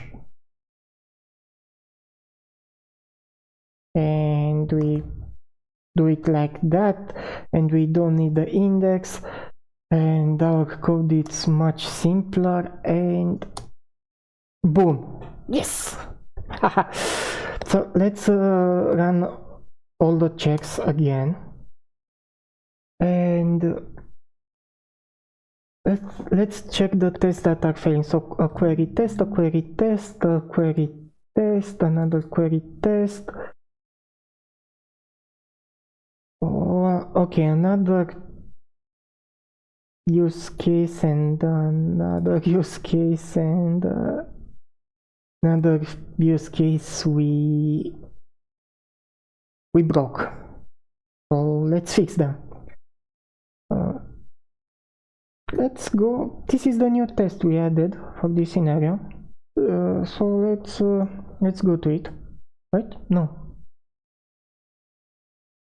It's not a... I don't get it. Give me a second. So test add different components to multiple entities, and this one add same common component to multiple entities. Test add different components to multiple entities. The same component. Ah, okay. Okay.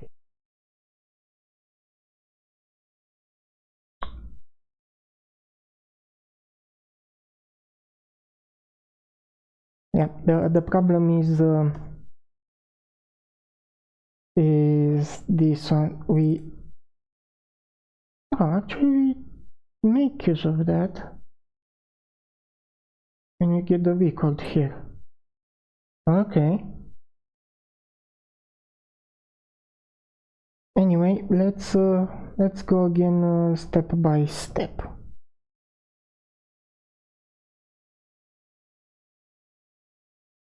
Let's just run this test, and it fails, and let's run it with rust backtrace equals 1. That. So the problem is indeed in add component 174. The problem is here. Index 0 out of range. So I don't get it. I don't get it. So when I first have a new component bucket, I push something in the bit vector.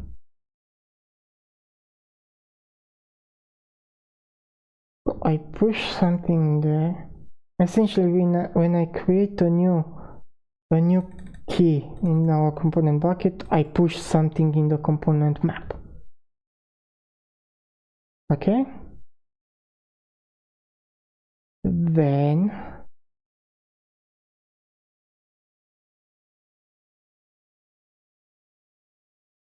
if I already have the bucket,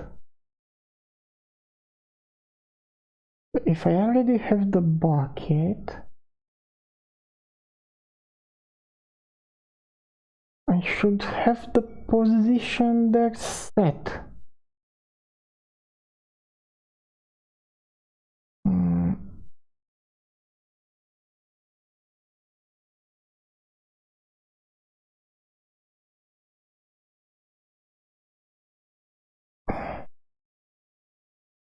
Writing into a bit vector, the only does not implement is index mute. Instead, get mute can produce a proxy reference or set. Can take an index and a value to write. So we have a push and have get mute and we have set. What? Help me understand this one. Please. Help me understand this one. It's almost 10 o'clock in the morning and I have to start work soon. I'll keep, I think, a maximum of another half an hour on this one. If I don't find a solution, I'll come back to this later. But everything will be published in a full video.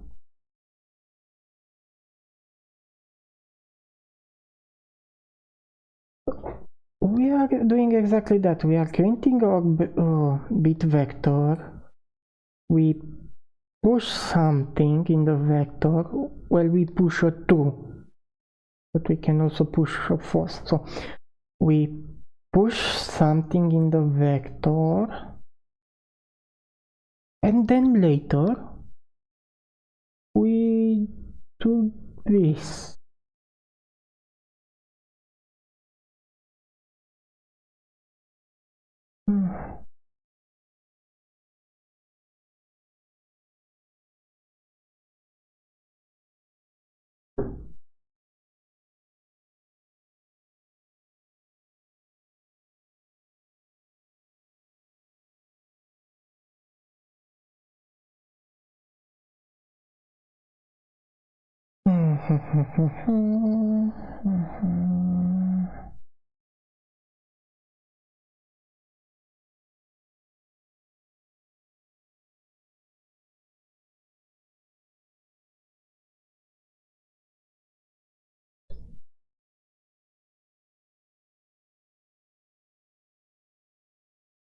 Yes, I'm a bit speechless. I'm reading here.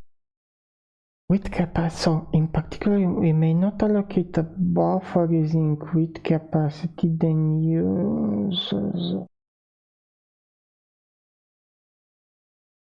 with capacity. What do we have here? So allocates a new empty bit vector with space for at least capacity bits before reallocating. This panics if requested capacity is longer than what the bit vector can represent. So max bits and max bits.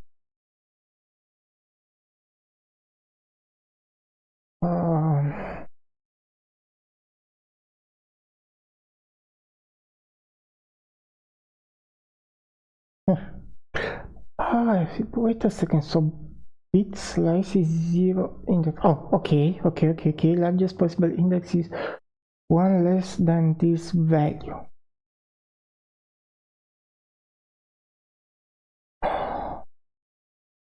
Damn it. Or not. No, it's okay, sorry. Oh, damn it.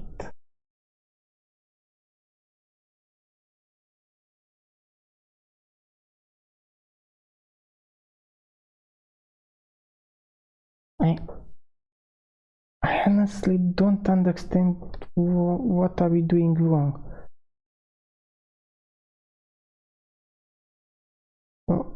When we create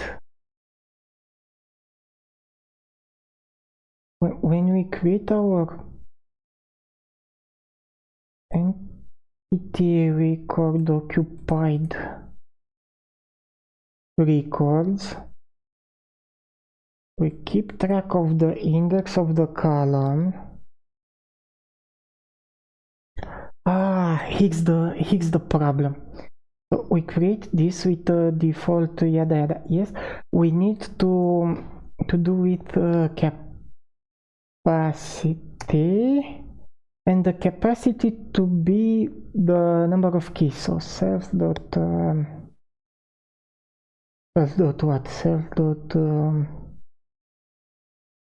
buckets, component buckets dot keys dot length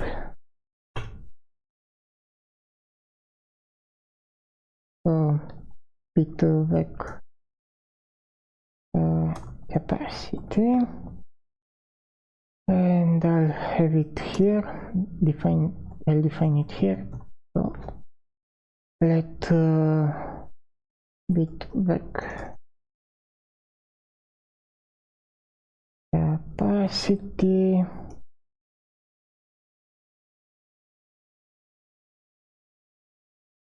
okay, so we do this, and we also have to do this here in this case.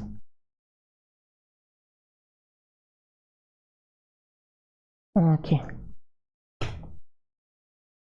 you are still failing. Oh, come on. And you are failing at the same line. So 175,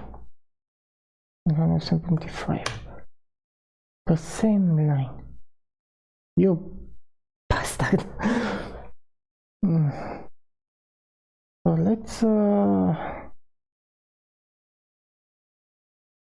let's try to debug it to see what's in there. So debug that. Okay, that.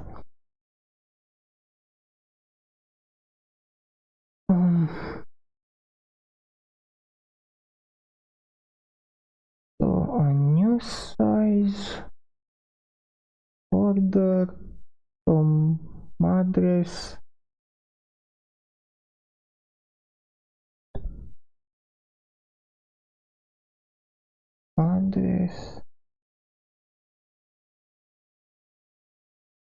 component map. The component map has an unknown type. The actual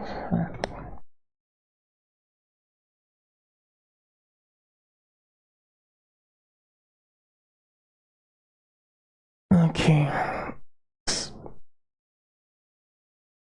So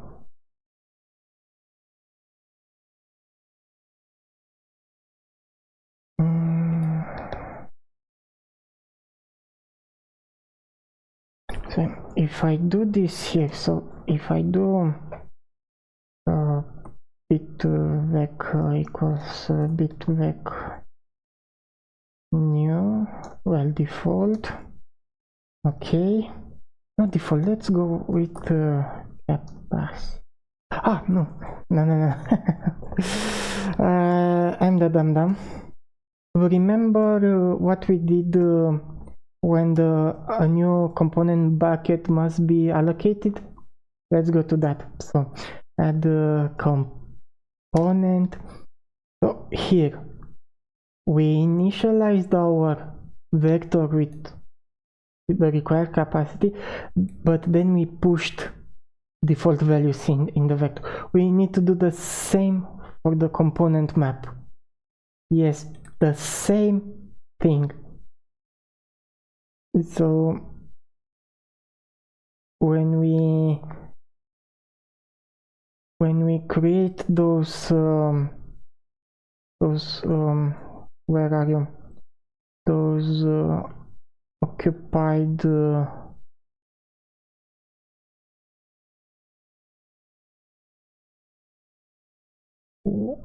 when we create those occupied records here and here, we have the capacity, but we also have to push stuff in those, and we can do it outside.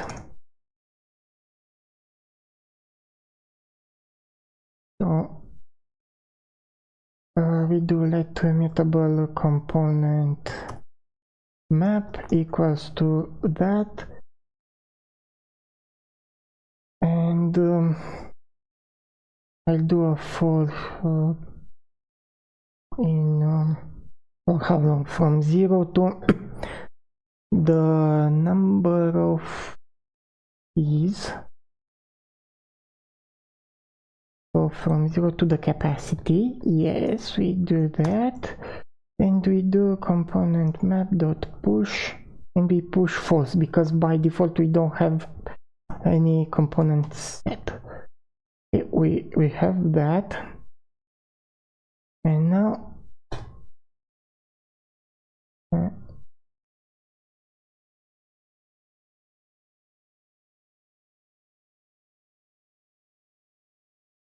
yes, that's my face, because okay, so I did this, I pushed enough false values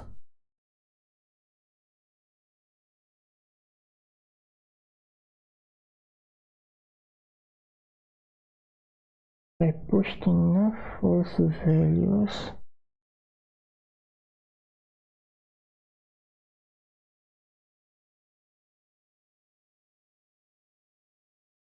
um,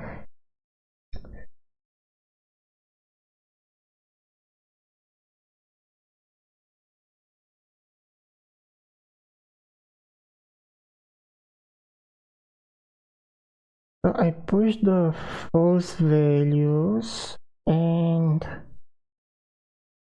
it's still not working. The same out of range, yada yada.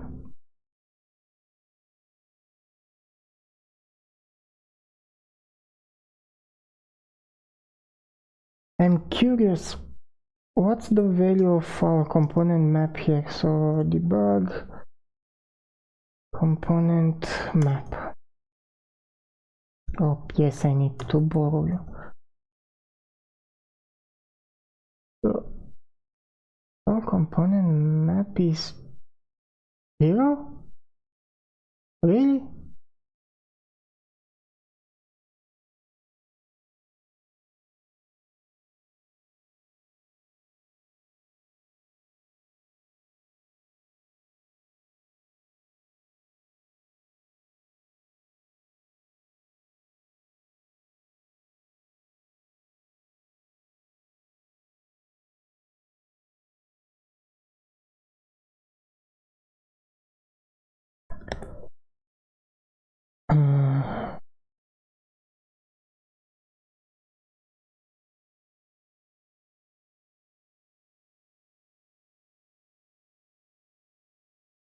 So we have our number of buckets.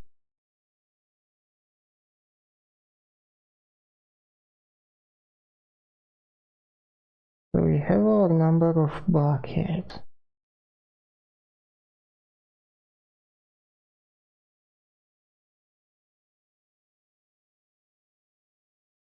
Okay, let me regroup those. Let me regroup those because they are okay. So we have our number of buckets and we prepare a map with that many elements. Then what's going on here? Here we basically check if the column is vacant. If the column is vacant, we insert a new occupied record.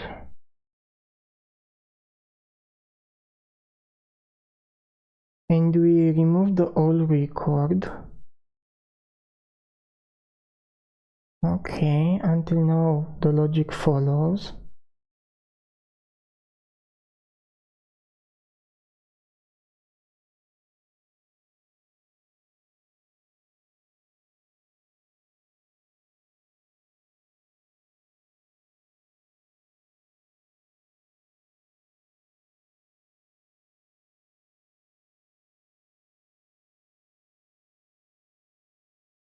me rename that to buckets count. Bucket count. It's count. So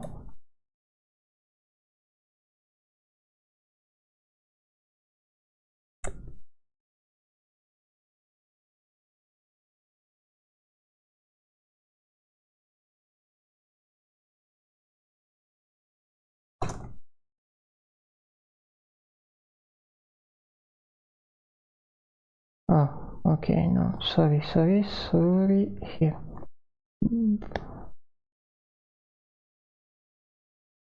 Buckets count. Okay. So if the column is not vacant, we insert a new record, we push default values in the column,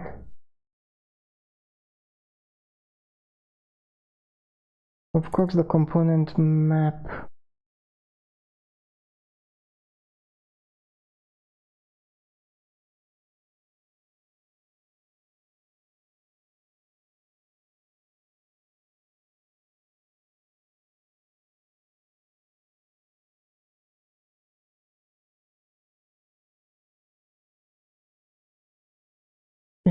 in this case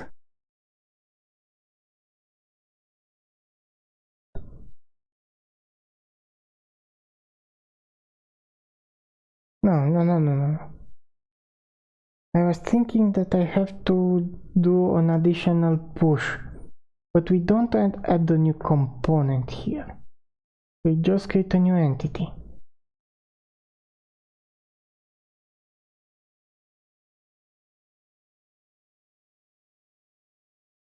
Let's check again all our tests.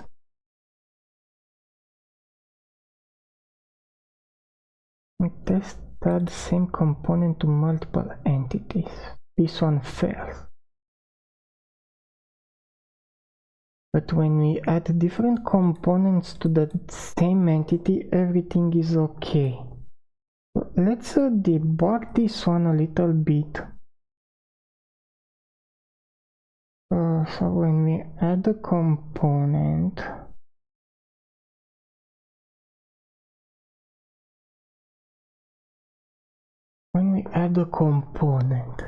I think the problem is here. I have a vague feeling. So in the case we have our bucket. So we have our bucket. So we set. If we don't have a bucket, we push. Yes, is correct.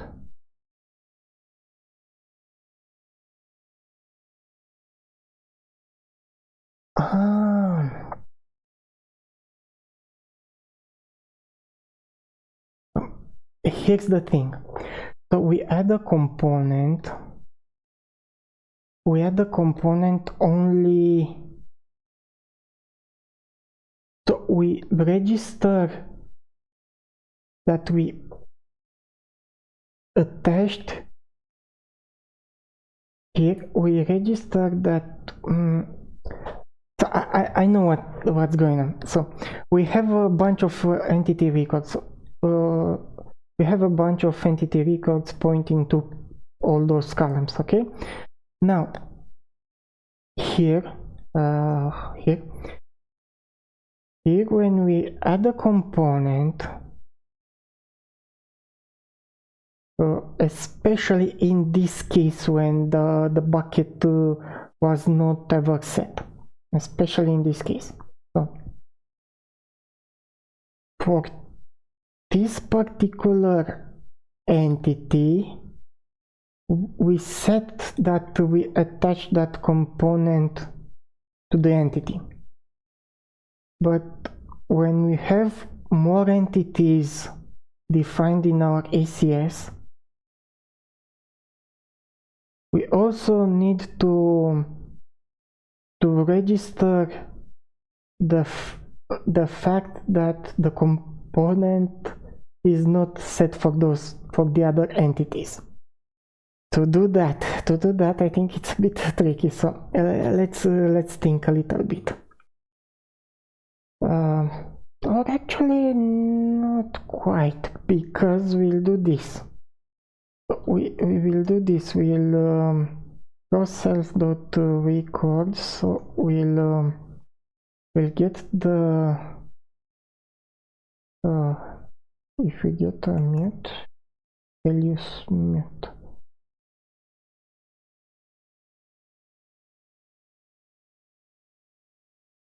Okay, if we get values mute, so for record in that.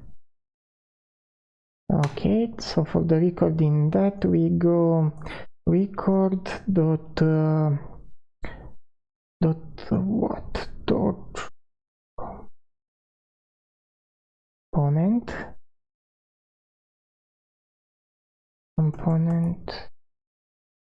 map.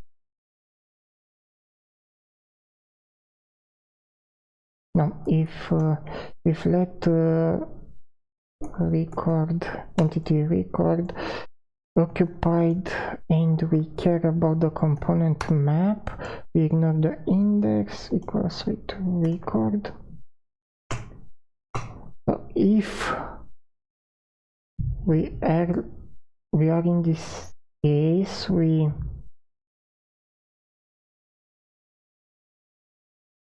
just push false. Okay, and then we set for the component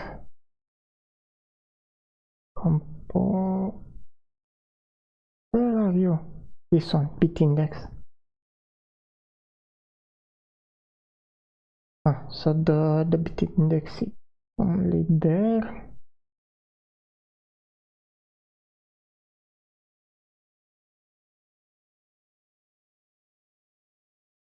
So we push false.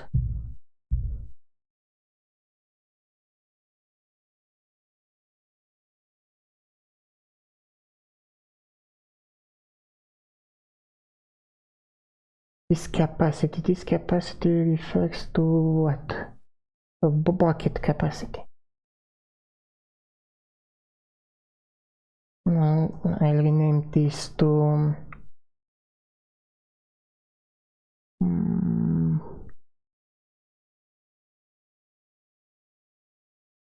buckets count?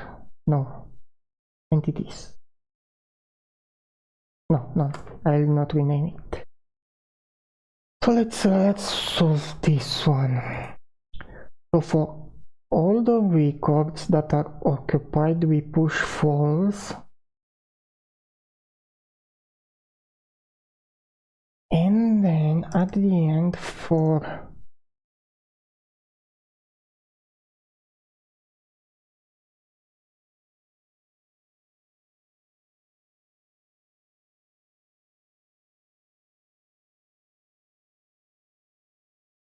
this component map, we are already in an occupied record. So for the current entity,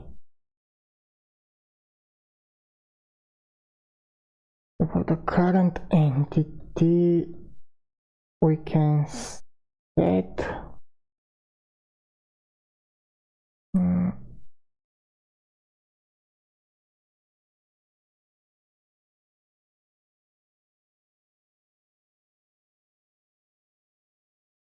we can set it to what? To what capacity?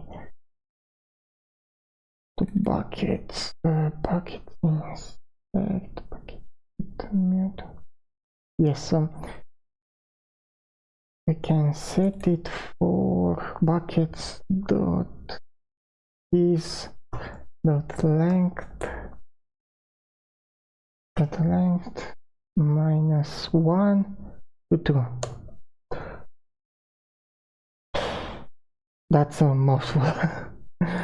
So what's wrong with this one? Cannot borrow entity ID record as mutable more than once. So where do I do it here. Okay.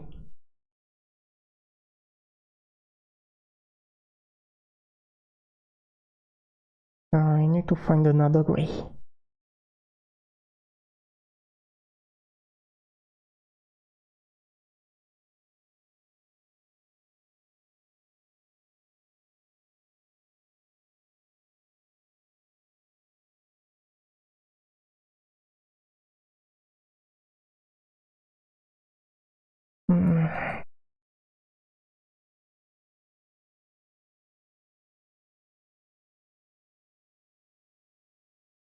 I get a mutable entity. We get an entity record.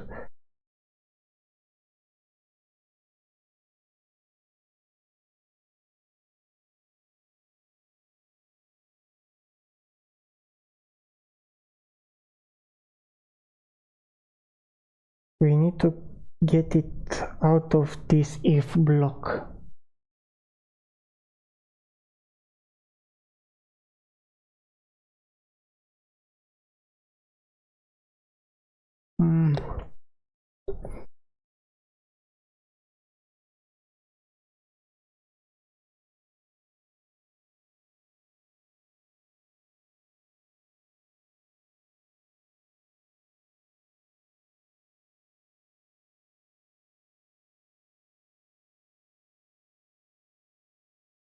So I'll have a boolean.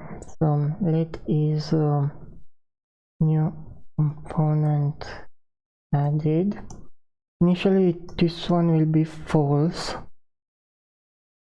This one will be false, and if we are in this else, then this one must turn true.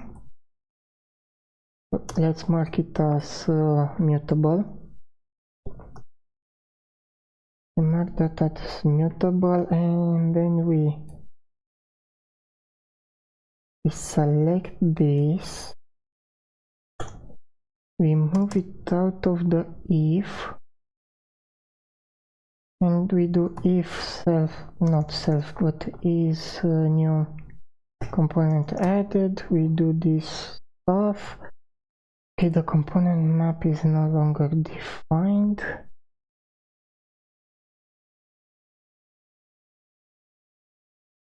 The component map is no longer defined.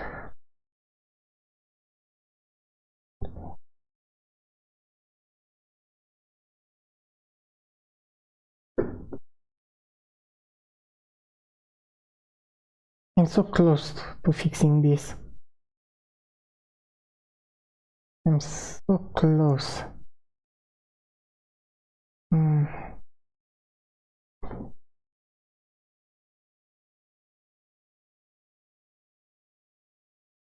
How can I juggle with this?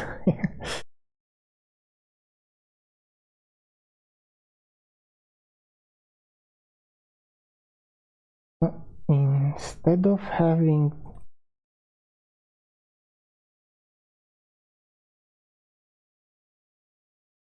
having this, I will go with component index. So mutable new component index. That's an optional use size, and then here, and this is that, and component bit index.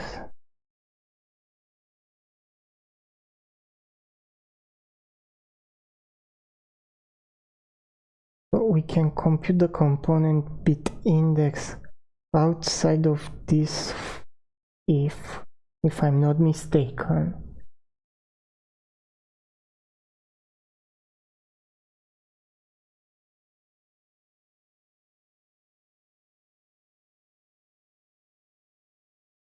Yeah, so we can move that up here. Okay, let's just get rid of that. So we have our component bit index. Component bit index.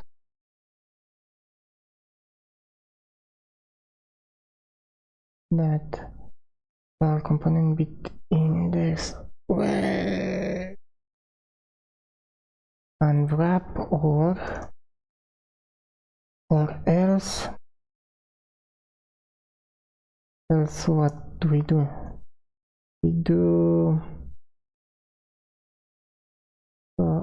to self component buckets is dot length. Okay, so if we have the position, we have the, if not, how many we have? -1, because it's 0 based index. Component map. Now this component map. About this component map.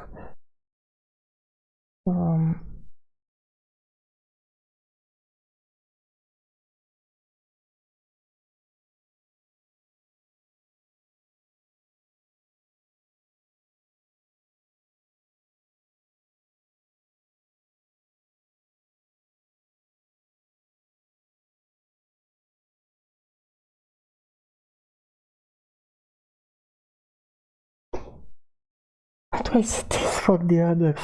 I'm in a mental deadlock at the moment. In a mental deadlock.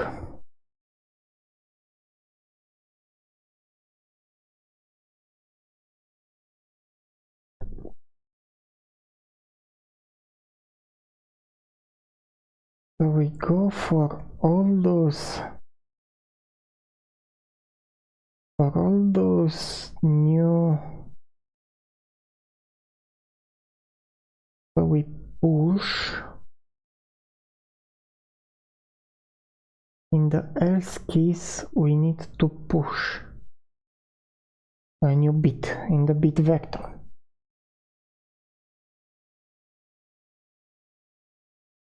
and we must set it to true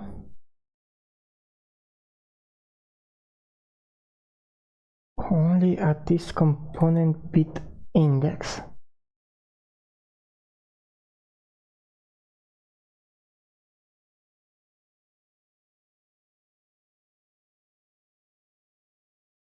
What about this?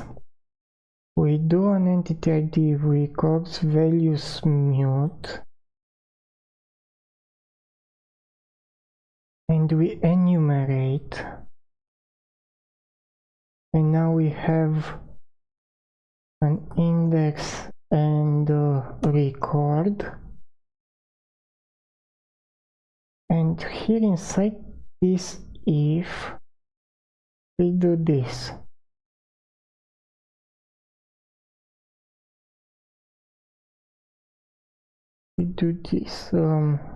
that bit value equals to this. If index equals component bit index, then is a true. No, it's just that. Just that. We have our bit value, and we can get rid of that, and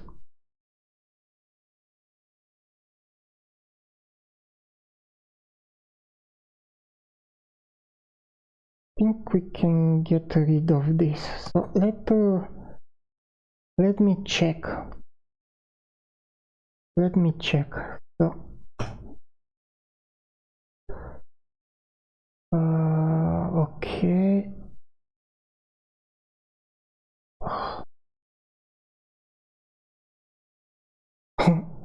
Only this one passes at the moment.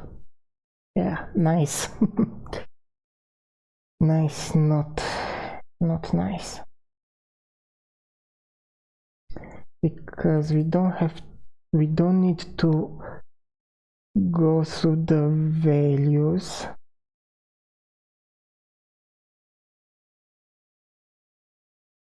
Because this is in arbitrary order. So we go with an intermute.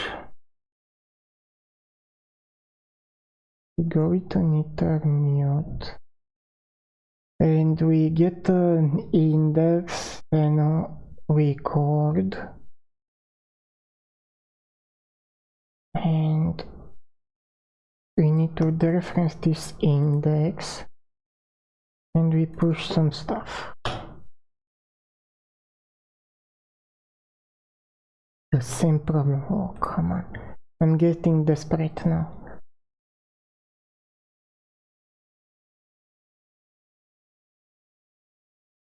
Intermute to the values. Oh, come. Okay, do it. Elements type is key value. The type is key value.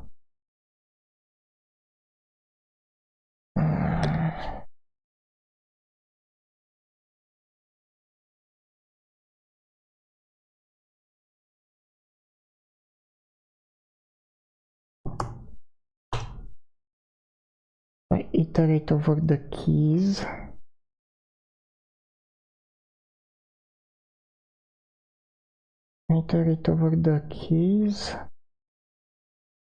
And I enumerate them, and then I get an index and an entity, and with this entity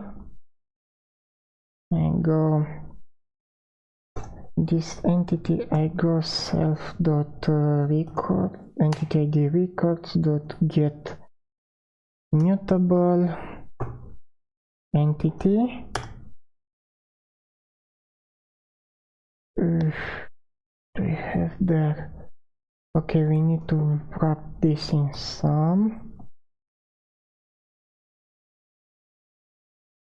This index. Okay.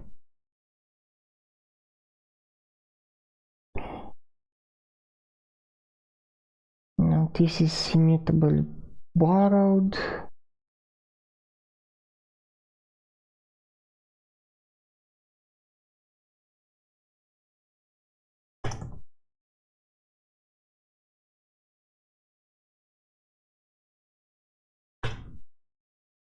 Oh, come on. Yeah, this is mutable borrowed, and I tried to get a mutable reference there.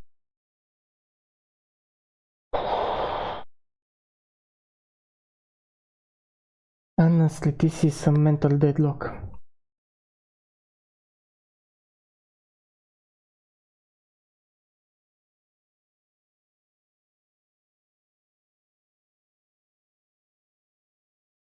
Okay, it's 10:30. I need to go to my real job. So I'll end for now and I'll come back later. Okay? So just a break. Bye bye. Hello, welcome back. So while I was doing the work for the real work, something kept bugging me about GhostEngine, about this implementation of keeping track of which components are attached to an entity using bitfields.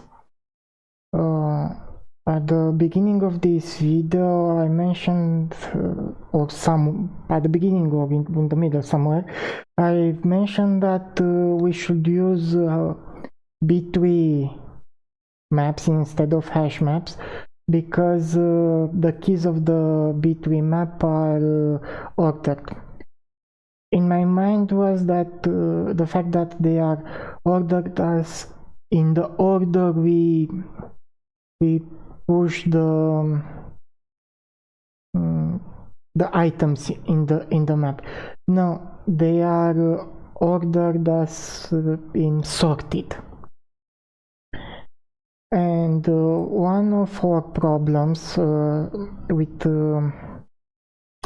our tests, well, we have a bunch of them, but one of them is related to the fact that it may happen that we get into this situation. So we added the component of T1, T2, they are ordered as in the order we added them to the map, but there might be the case for component Tn that we end up in this scenario.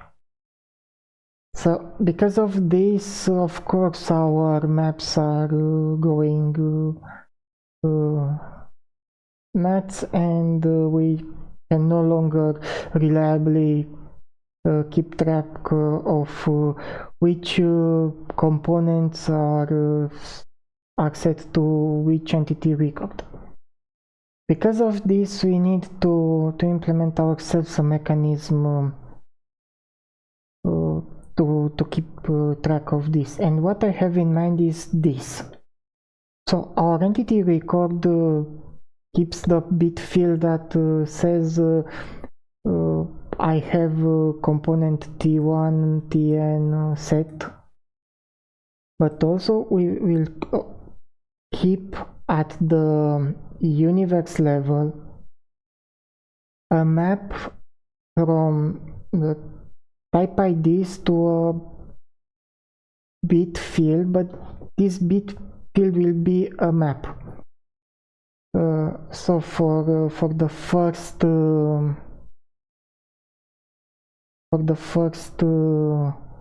bucket, the map will be 10000. For the nth bucket we had in our storage, the mask would be 00, and at some point 1 in the place with the index 2 to the power of n. 2 to the power of n or 2 to the power of n minus 1. We need to check that out. So let's go ahead and do this and add those maps too. In our universe we have our entity ID records, component buckets, we have the next entity ID, and we'll go ahead and create component bucket mask.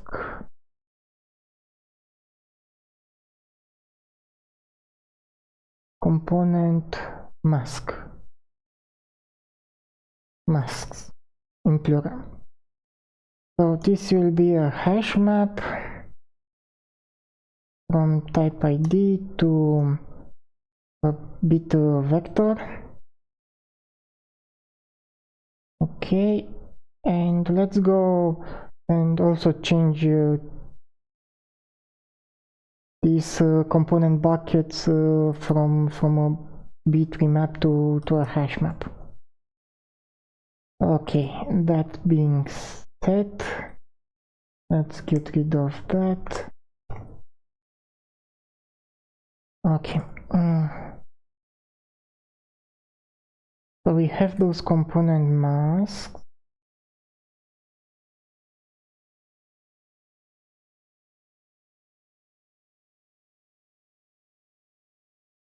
Okay. Now we need to also manage those.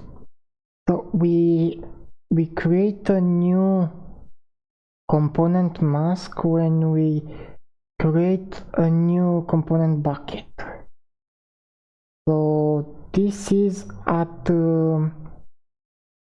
component creation level. So the work will be done in add component.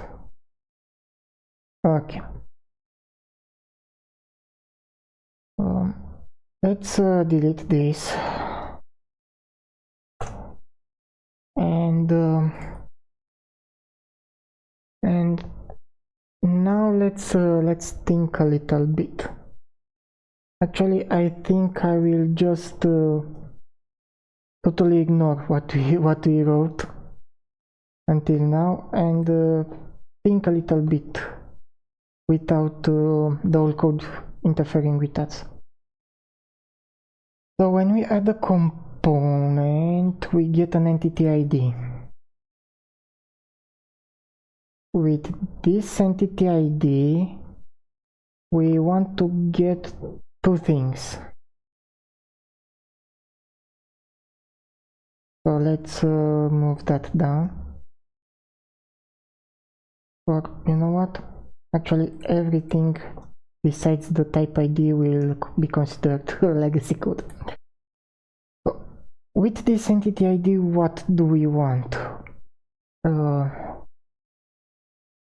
We want to get the bucket. No, with the entity ID, no. With the type, we want to see if we have a bucket already allocated or not. Let's do that. So we will go with if let we'll call this bucket equals self dot component buckets dot get. I think it's enough to just get it read-only. Is the key is the type ID. Okay. What do we do when we have the bucket set? I know I'm rewriting the code, but it's easier for me this way. So when we have a bucket, we actually want to get the because we have a boxed component bucket. We want to get the actual concrete vector behind it. So we'll have another if let statement. So if let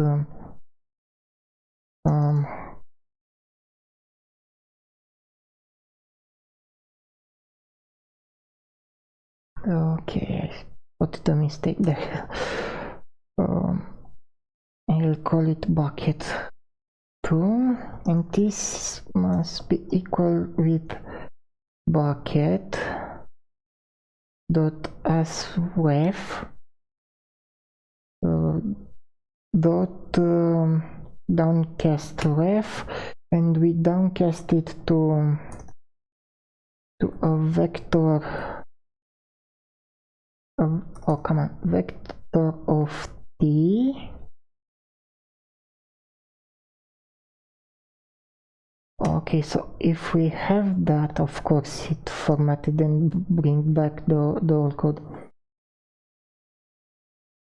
So with this in mind, we want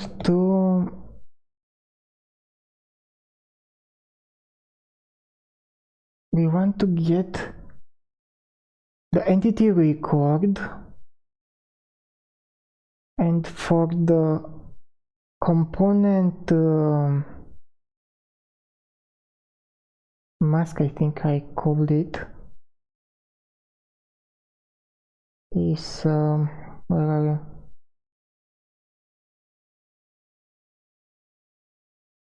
component map. Okay, so with this bucket we do bucket you know what, let me see the old code because I think I'm going back and forth without reason. So here we get the bucket from the hash map, and this is a boxed component bucket. Well, an optional, and we do this. Yes.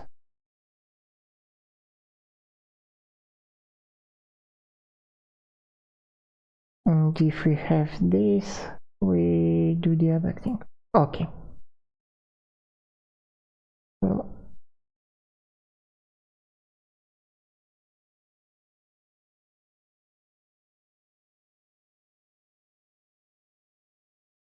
let's simplify it a little bit.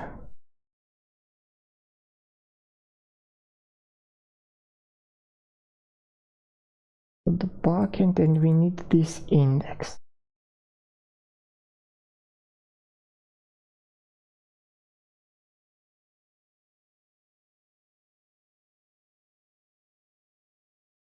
Okay, and that index we get from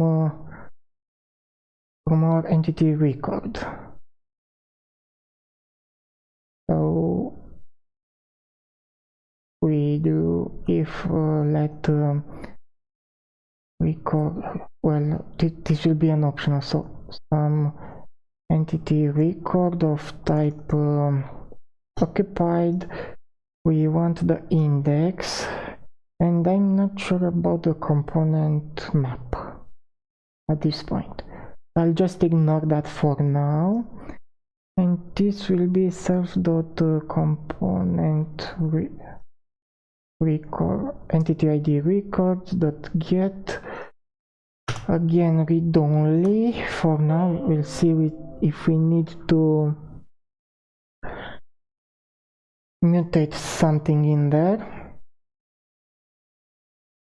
And this is the entity ID,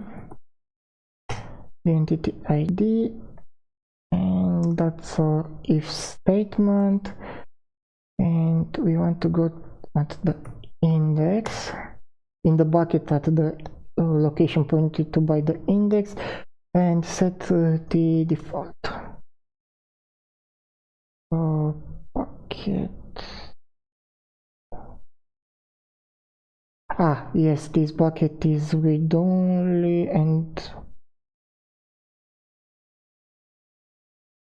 we need to be mutable. So to have it mutable, we need to get mute there, and downcast mute here, and we are done setting the component to the default value. And the other thing we want to do is to make sure that in the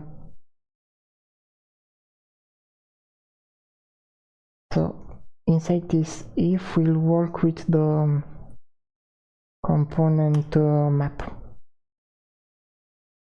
The component map will be equal to component map,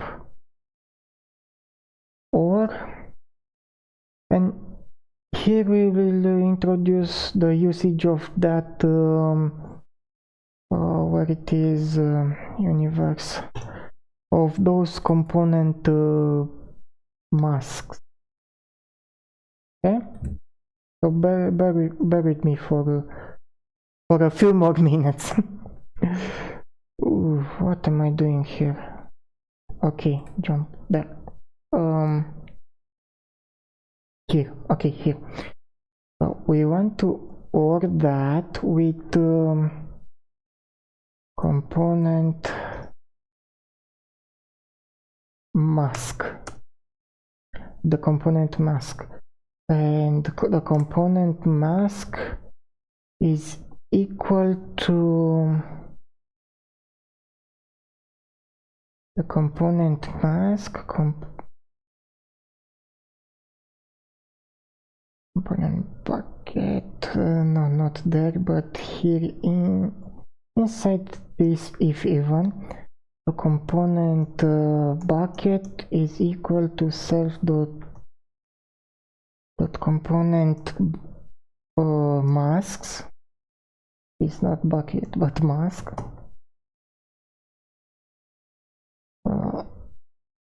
that get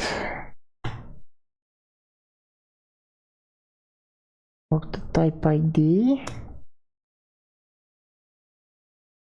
Now we must think what happens if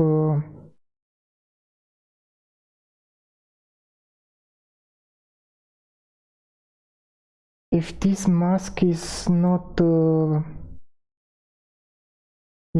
inside this hash map.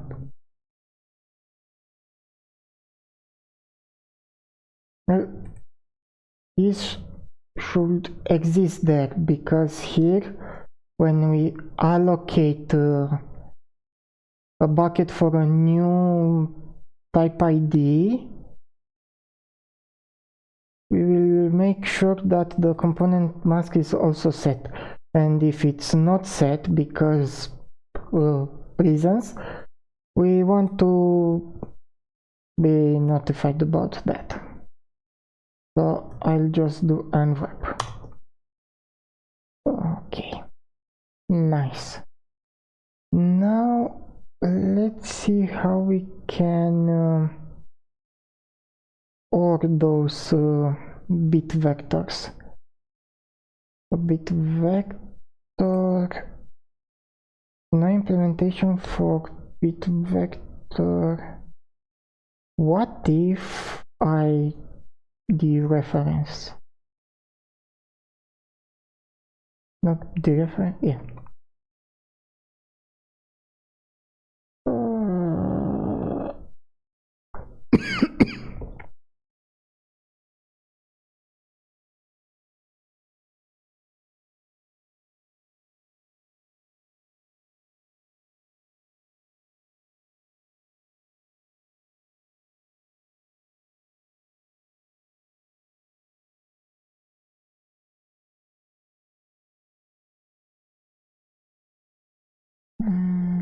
Cannot assign component map, which is behind the read-only reference, or shared reference if you want.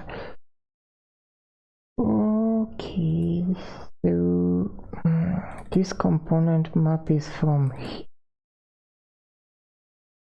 And yes, we need to get mute, get mute there. Now let's see how we can OR those things. Put OR bit OR. I think this is the way to do it. The component map bit OR component mask.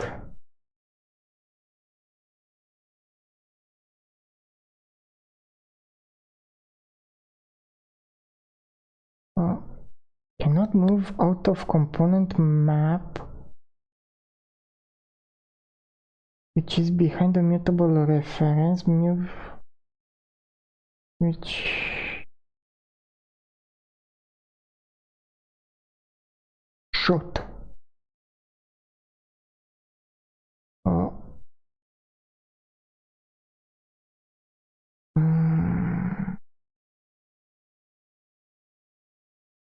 What do we get from this bit OR?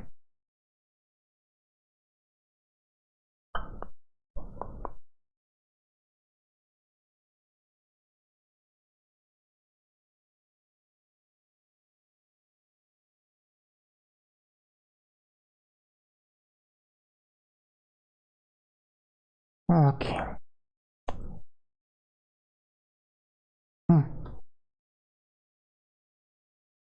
Each time I think it's easy, it's getting complicated.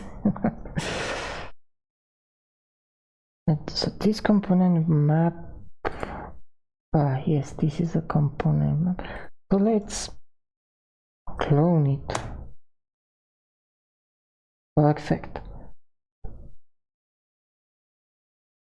Think about it, those are we just copy a 64-bit integer for 64 components, so yeah, it's okay. We do this bit already, and I think it's better for us to write a test. To write a test that checks how can we work this test? Component masks correctly created. Okay, and let's steal some code. Okay, and sorry. So we add those components to an entity. Yes, so we basically create three. In the end, we create three component buckets. Okay, and we want to assert the fact that universe dot component masks dot get for type ID of EU size. For this one, we want to make sure we get BitVec from, and I will specify it in, in big endian. So 0b 001. I know internally it's best to keep it little endian, or however the platform we compile the code, whatever the platform is using, but for me as a human it's easier to specify stuff in big endian orders. So we expect to get those maps. So what's wrong with you? No function from big bytes. Okay, so you don't like that, but do you like new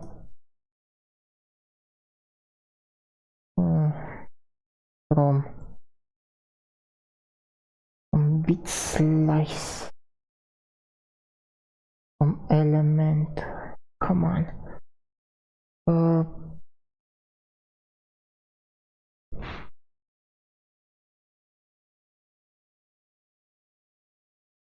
Let's check the docs, and let me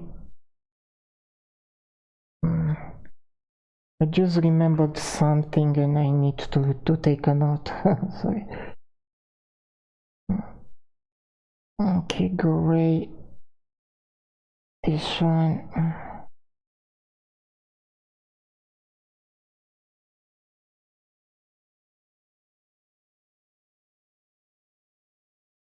Okay, I made my note.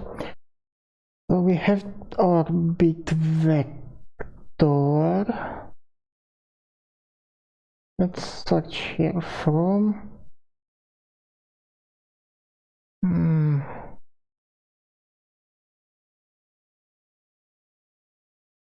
we have our bit vector boolean or something BitVec.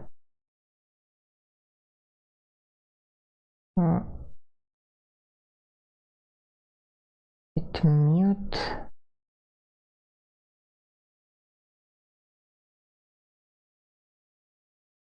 BitVec. Okay, this. Okay, I'll use this construction.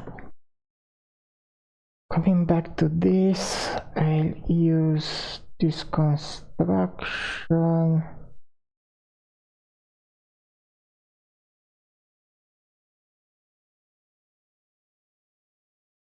So BitVec takes a sequence of bit expressions and encodes them at compile time into a suitable buffer. At runtime, into the heap as BitVec, with no extra cost beyond the allocation. Okay.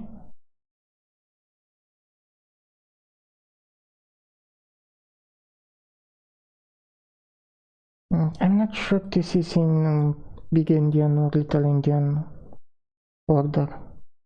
I'll just suppose it is in big endian, and if it is not, we will flip around. Okay, this BitVec.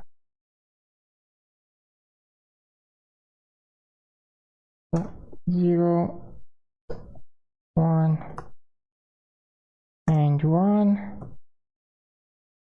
Ooh, shiny. Next. We are trying to compare an optional bit vector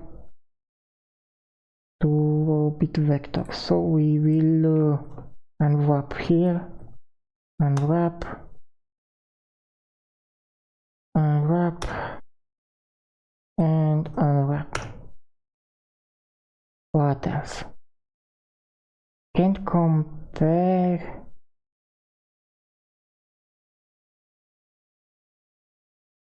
So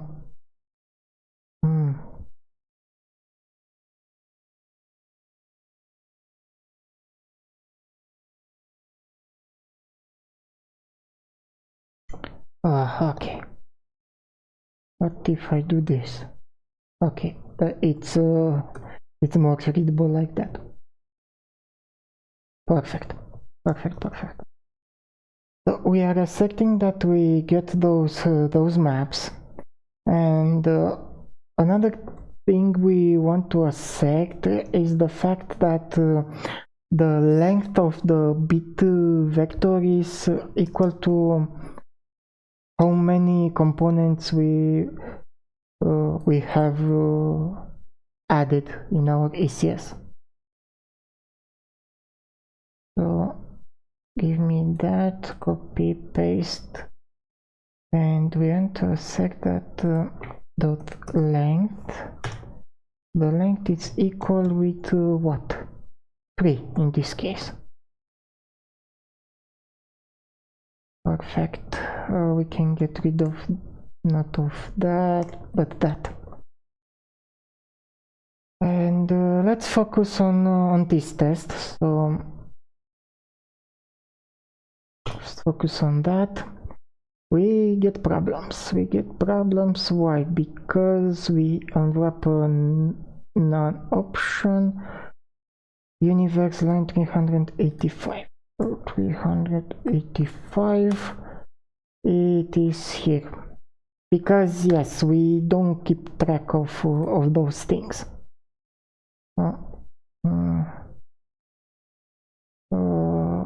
Let's go to add component. Make sure that we are covering all our bases. Okay, we took care of this, I think. We'll see when we run all the tests. Now let's take care of the case when we have to create a new bucket. Okay, and now we can safely delete all that code. Okay, now this capacity is equal to capacity equal to self dot what? Dot component buckets dot keys dot length. Is that so? Yes, that's no. It is equal to the to how many columns.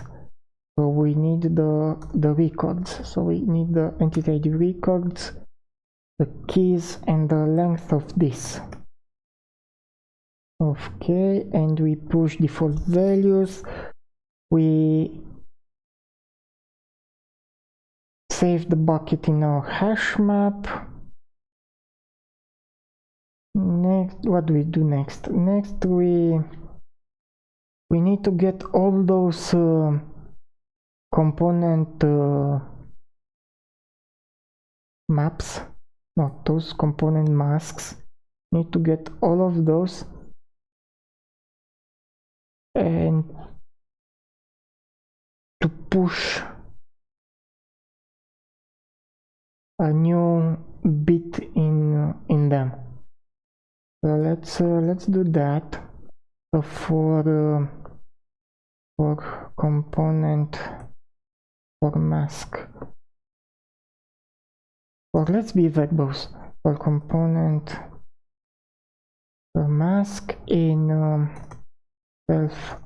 Oh, come on. Self dot component masks dot iter mute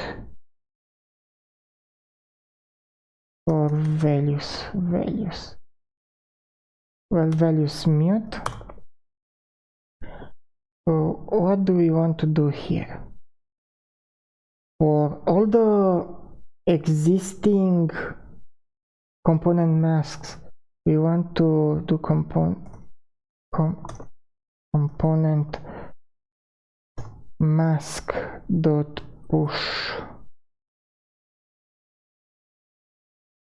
push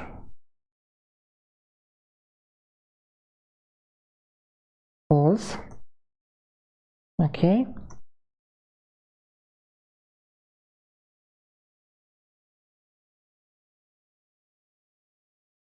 and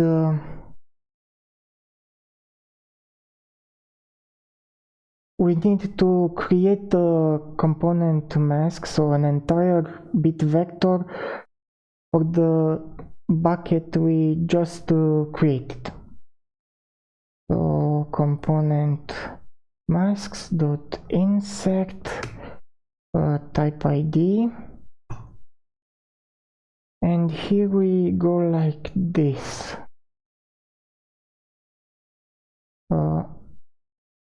I hope we can do that. So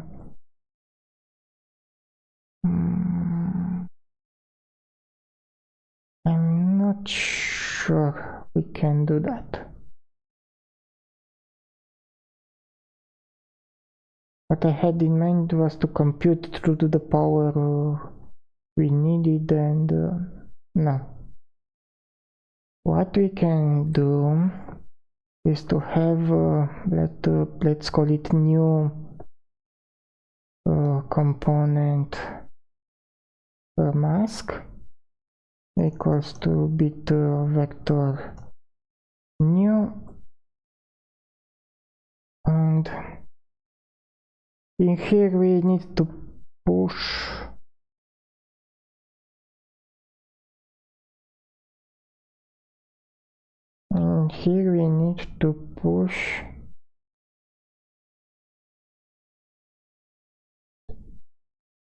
that capacity plus 1, right? No, just that capacity.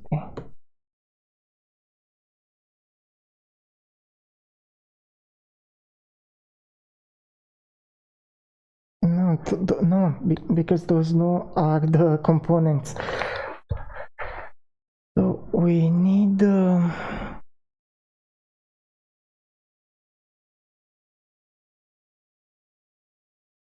those component masks.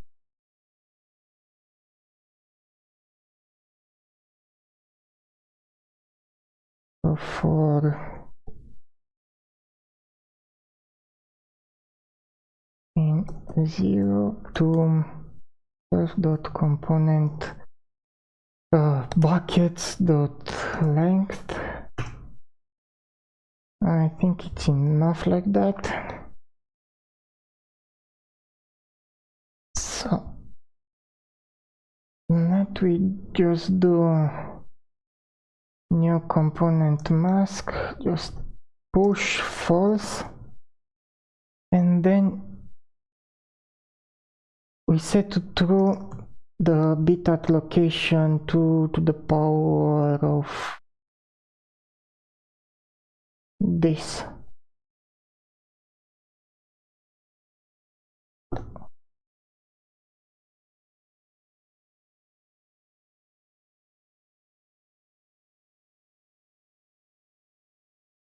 And power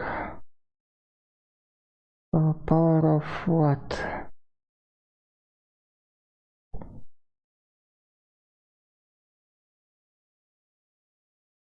Buckets count. Buckets count.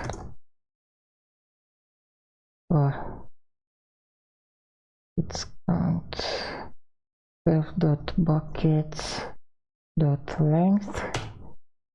We have the count. This must be mutable. What else? This is buckets count, and we set it to true.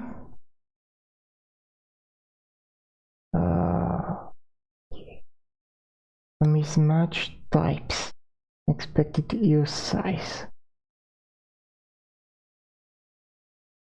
So yes, this gives me and power expects unsigned 32.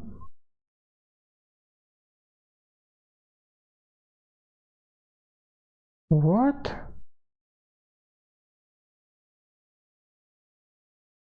So let me just do a mumbo jumbo here. So we have this.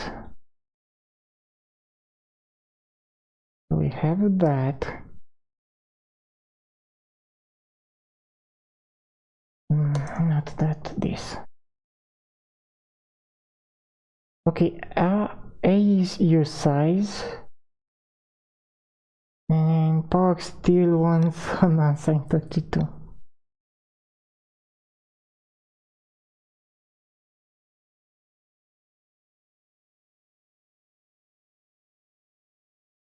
What about this?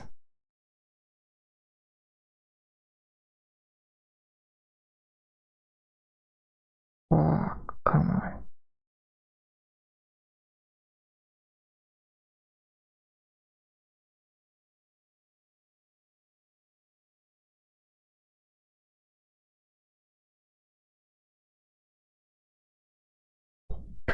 I can't believe this. I can't believe this, come on. Actually, no, we don't need that. No. We just need the count, the bucket count. The bucket count, and this count must be -1 because we are zero based. Our index is indexing is zero based. And here we insert this new mask. Okay, let's get rid of those parentheses and let's check the test. And the test fails. Why? It fails because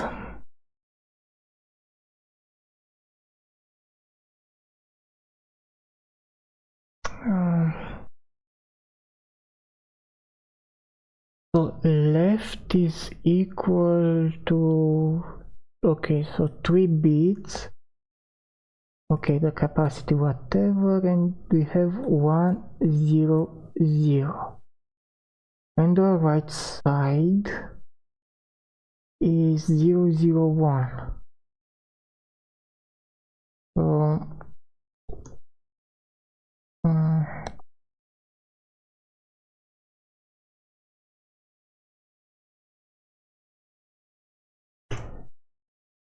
let's go to the tests here. This test. So we have 0 0 1 on the right side, correct? Correct, 0 0 1. But okay, so it is expecting those bits to be in big endian, to specify them in big endian. I don't want that, so let me, I think I can't do that. I can't. Okay.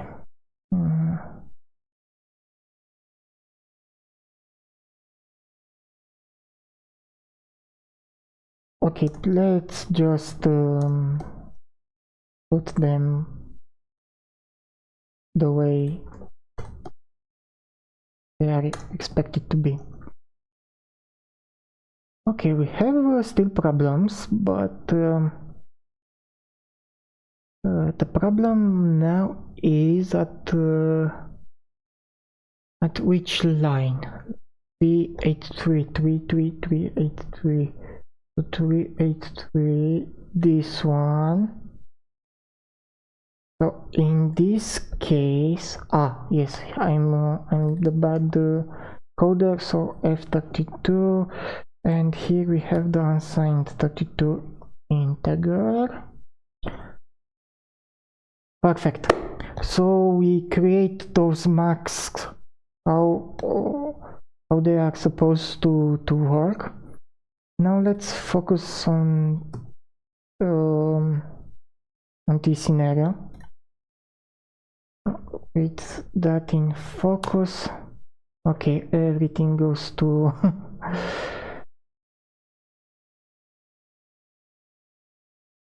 to hell. And this one fails for has component. Okay, let's go back to the add component method, because here we left, I think here we left some things not set to the way they are supposed to be. And instead of doing this BitVec, we can do this instead. We can use this construct. So we can use that construct. I hope this is not something that needs to be known at compile time. Buckets count -1. That's how many things we want to add, and then we set the new component mask to that, right? Attempt to use a non-constant value in a constant non-constant.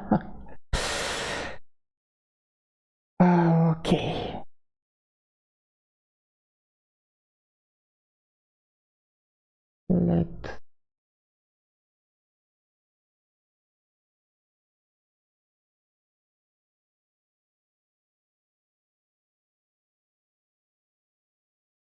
What if we do that? Okay. A missing type for console. Okay, you need to know that. Because this is a length, this will be a new size. And what's wrong with you? Attempt to use an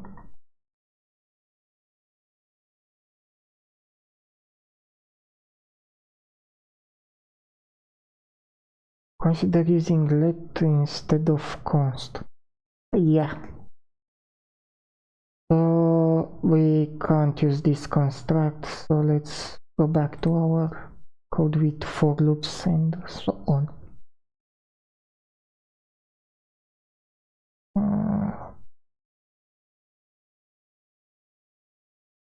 So add component. Components, so on and so forth. And with this new component mask, yes, we set the last position to 1, to true.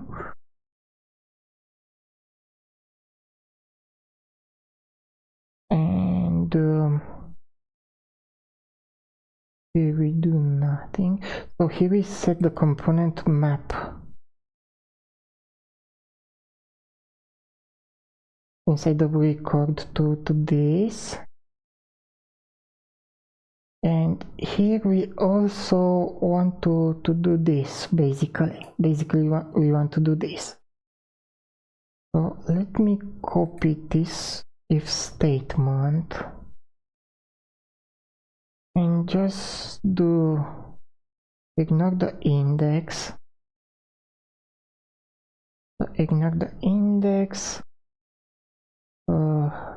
don't do that. We get a component mask.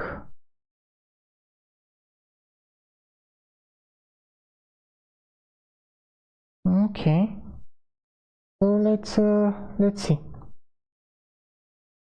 Houston, we have a problem again.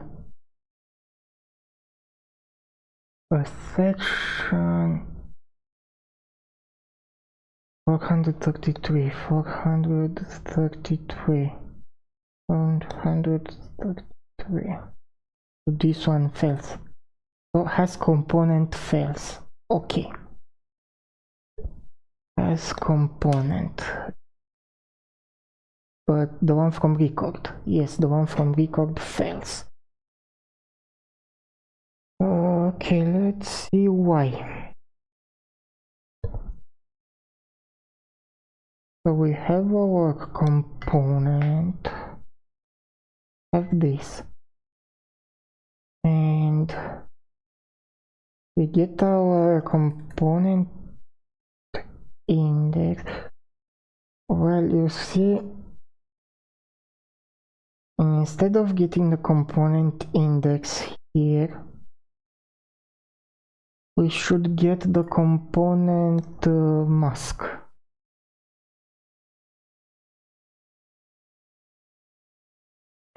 And this is a BitVec. And I think we should borrow it. And we check if the component is present by doing this. Component map dot bit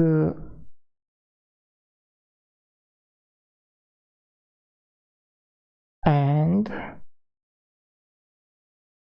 bit and which one? The component mask.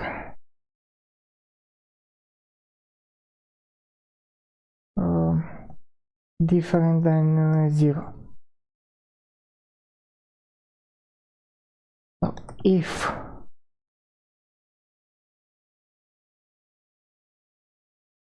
we basically return this, so that and everything else just goes away. What's wrong with you? Can't compare integer with bit slice. Okay. Different than BitVec new.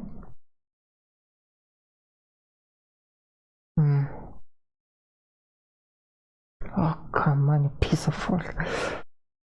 Type annotation needed. Cannot infect type for type parameter.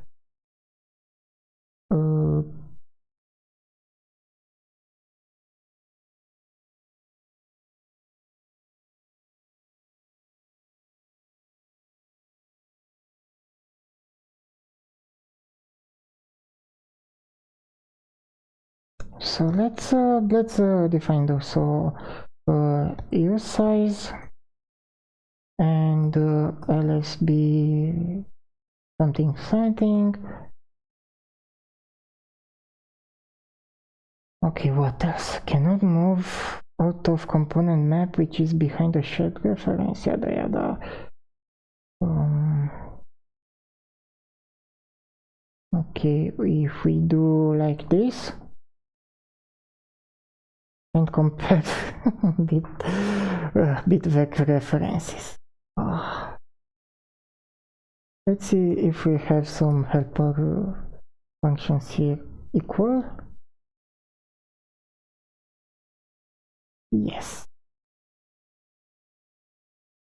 So we do equal to this one.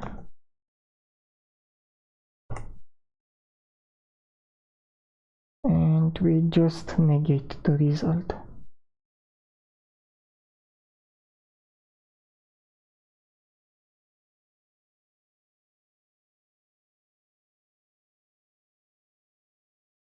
Oh,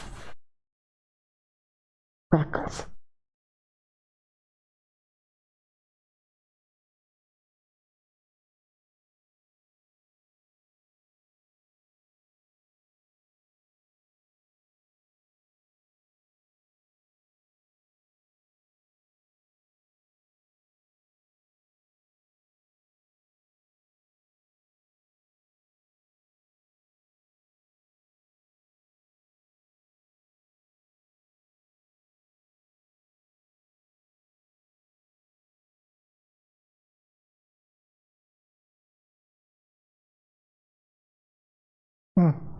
Yes, we will use those component masks, but instead them being bit vectors, they will be use sizes. Okay, and we want to know that if at the component map at the location component mask, yes, so we unwrap or return false. And we do this component mask. Come on. Get the trait bound to use size.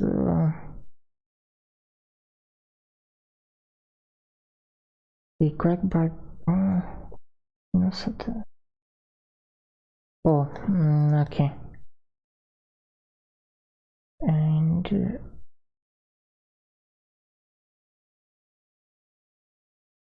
okay, go away and go away.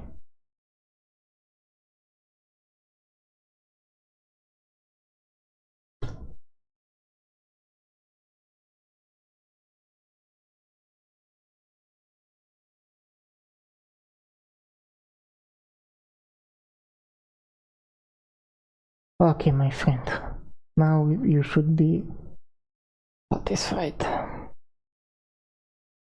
And let's go back to our universe and let's redefine those component masks instead of bit vectors. Component component, let's rename it to component bit locations.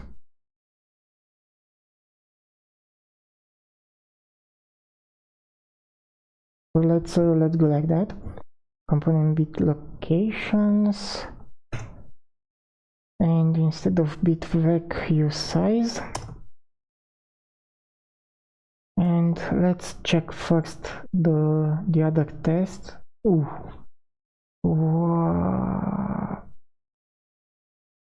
Ah, yes. Oh, come on. Get component bit locations, and we are trying to compare what use size with BitVec. Okay, so we remove those BitVec and instead go with the 0B001 and so on.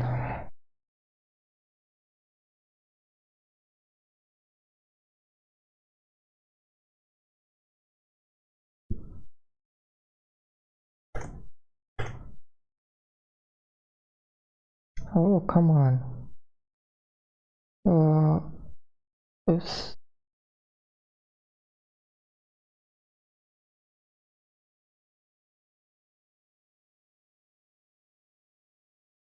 wrong with you? Can't compare. Okay.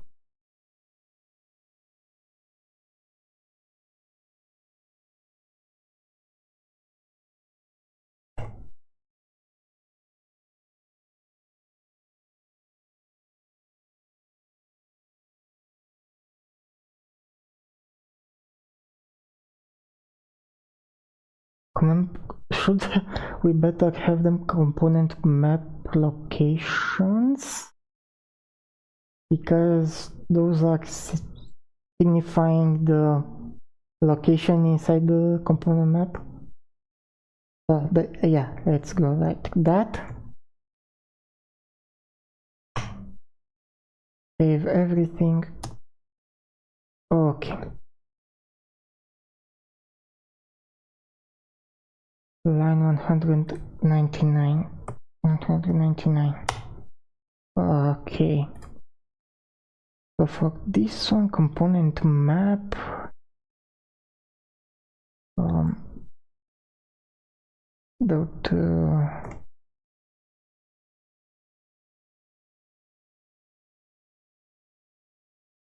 the component map dot set, and we set it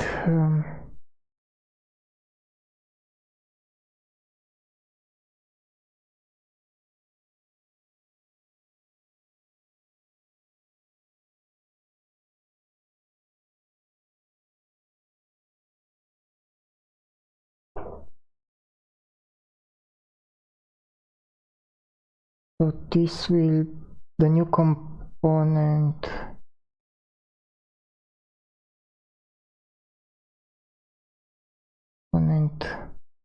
bit location will be equal to what? To 1 shifted buckets count minus 1 to the left.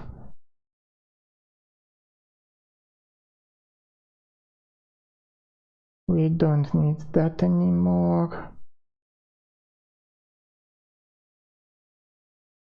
Oh, what's wrong here? Component mask.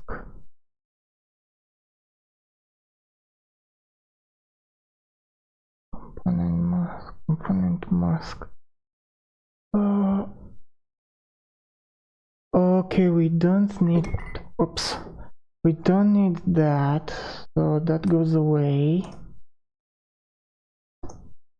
We have our new component bit location. This line goes away. not bit location, map location to be consistent. Map location, we save the new map location in the components map locations. Now for this component map, component mask, component bit location. At this location we set true.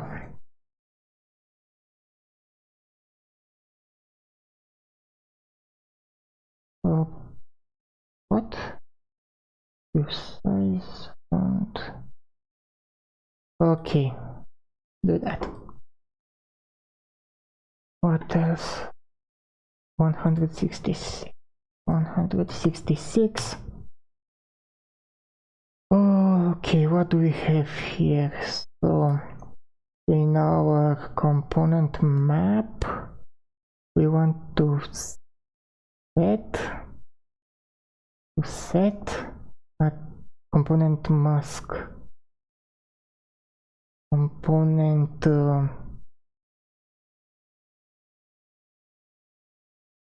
map location. We want to set true, and of course just take care of business. What else? 374. 374. Oh yes. So component map locations. Instead of counting what we count the keys. Count the keys. We don't need unwrap. Yes.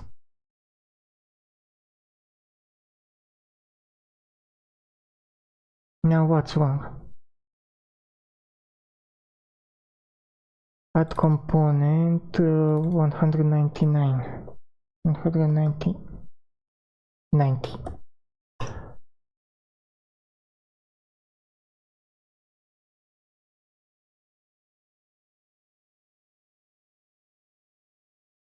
So what's wrong with you? 190. So here we try to access a bit that was not defined in this component map.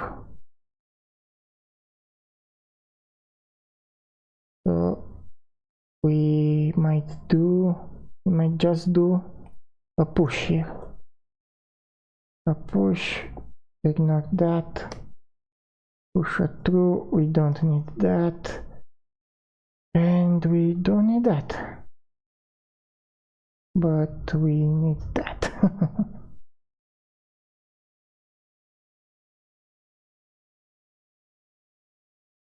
I can get rid of that and move it directly here. Let's see. Okay, now the original masks creation test is passing. Let's see for this test for the entity. Oops. See what's wrong with this test. This one. The entity record seems to not keep track correctly of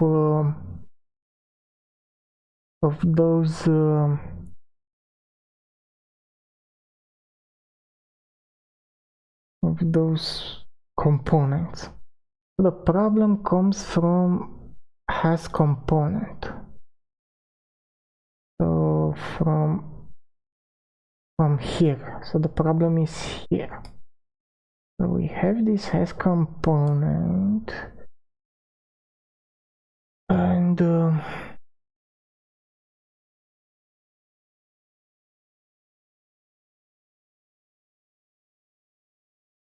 this is not the component mask. This is the component map location. The component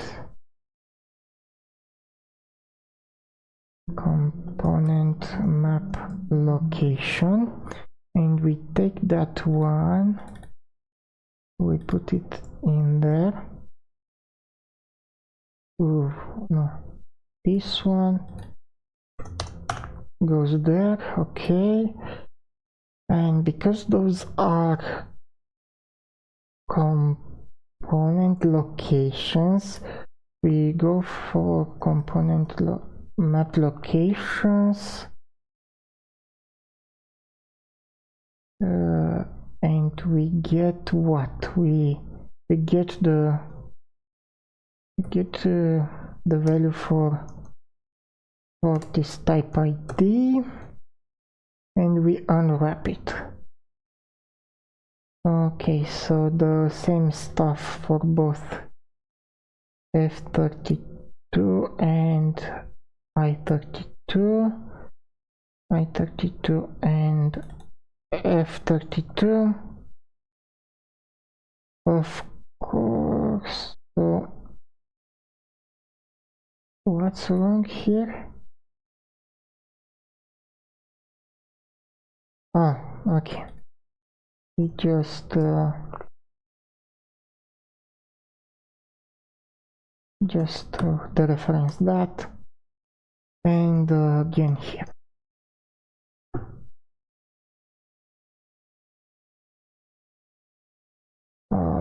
Now what's wrong with you? Cannot borrow Univex as mutable because it is also borrowed as immutable. Oh, come on, really? Oh, because of those.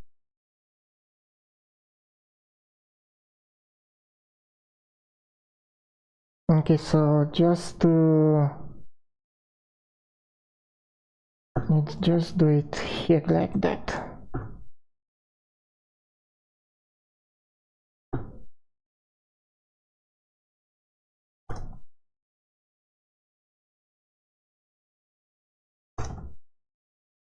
Perfect. Let's see. Houston, we again have problems. In this case for I32 index. Do we compute it correctly? So I32 index for the type ID of I32. Yes, we compute it correctly. So why are you not working? So let's do some debugging here.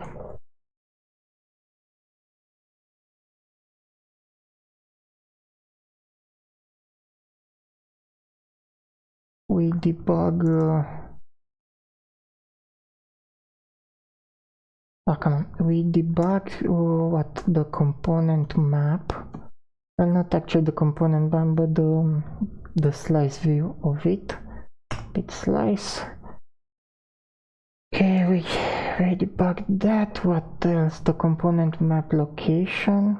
So debug component map location. Next. I think that's enough for now, at least. Let's do that. Okay, so we have all three components set. That's good. So the bits for all the components are set. Then what's the problem? The component map location is equal to 4.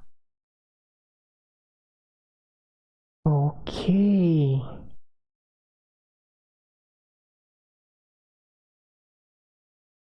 So the problem comes from must come from I don't know, add component. The problem must come from here. So we insert this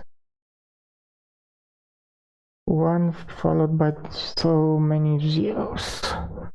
Component buckets count.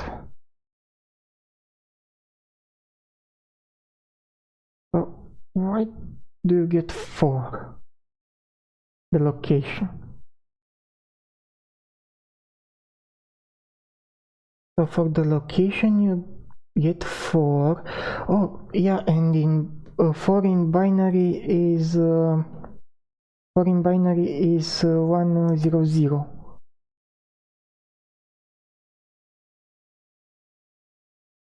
And here we are actually 0, 1, 2.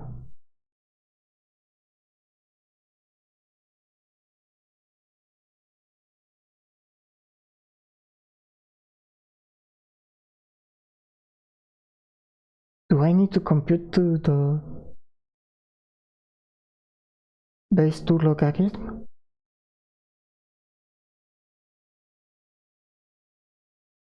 I know what's going on. I just need to figure out how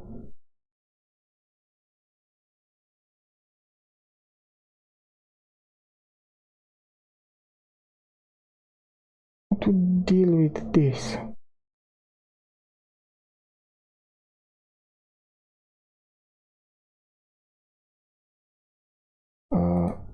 No.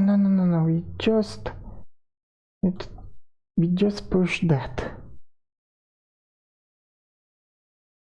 And it's not enough. Now the component map location is 1. And the bit fields are set correctly. Component map location. Okay, this should be good. The problem is how we define it here. So we get the buckets count. Get the buckets count. We should get the buckets count before we add anything to the bucket. And we shall do this at the end.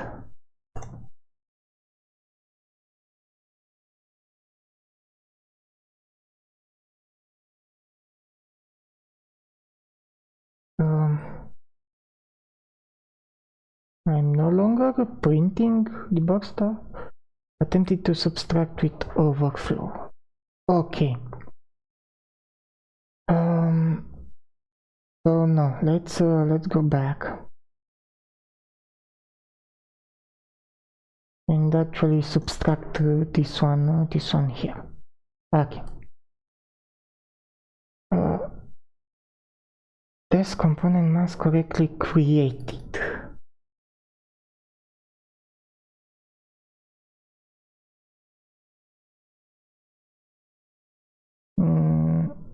Okay, now that both tests are failing. So the tests for the mask being correctly created is failing.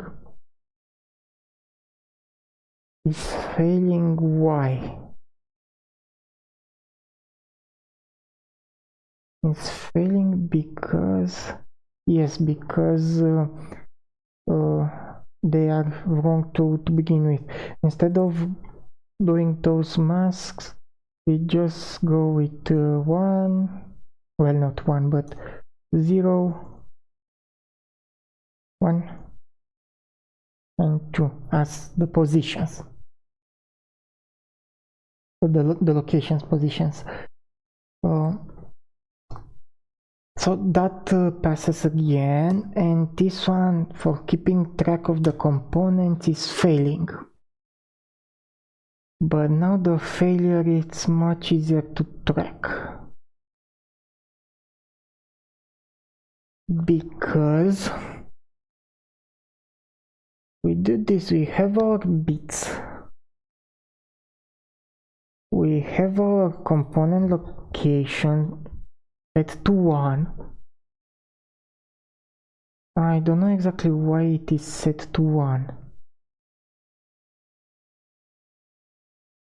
Why are you set to 1?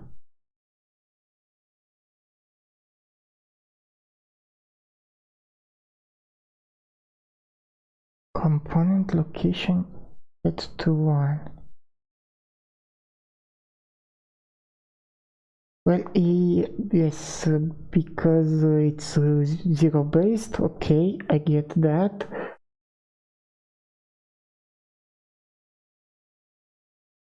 Let's try to do something. Let's remove those things. Okay. Let's comment these two. And let's just concentrate for type by type, enabling them type by type. So in this case,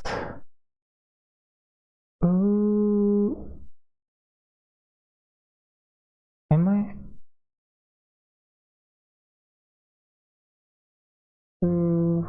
Damn it! What am I? Again, from the beginning.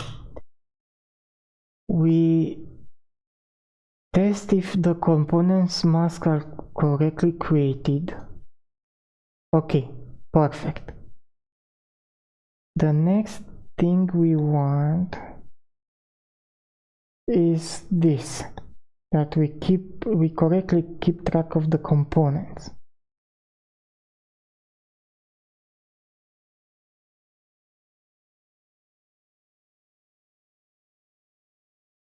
Okay.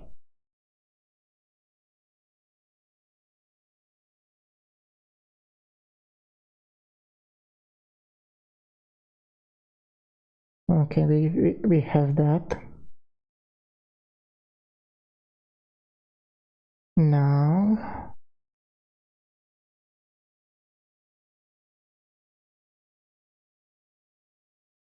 okay, this one.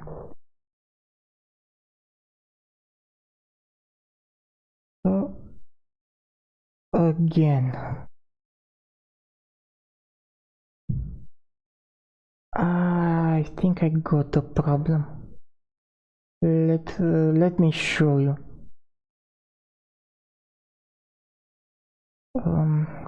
So we have this compilation part. Now line universe line 25. It's no, I don't care about that. We care about those. Well, we care about those. Ah, come on. So the first thing.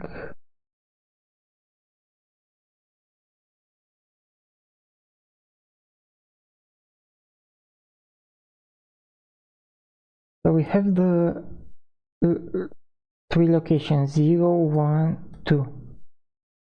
Then we have 0, 1, and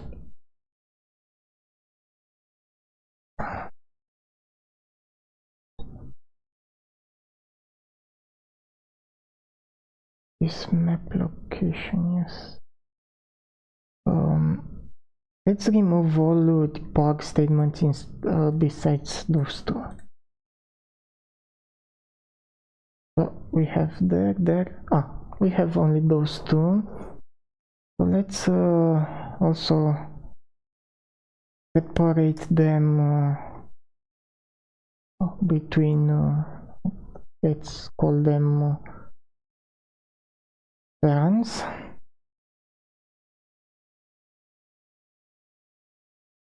the mask are correctly created, keeping track of the components. Okay, so in this case we have those 3 checks, and we do first check here, second check here, and the third check here, and everything is okay. Then we remove the component, and what do? We do the first check and it passes.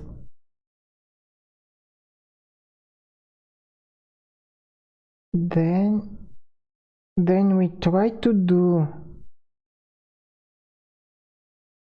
this check, but it's failing because when we remove a component,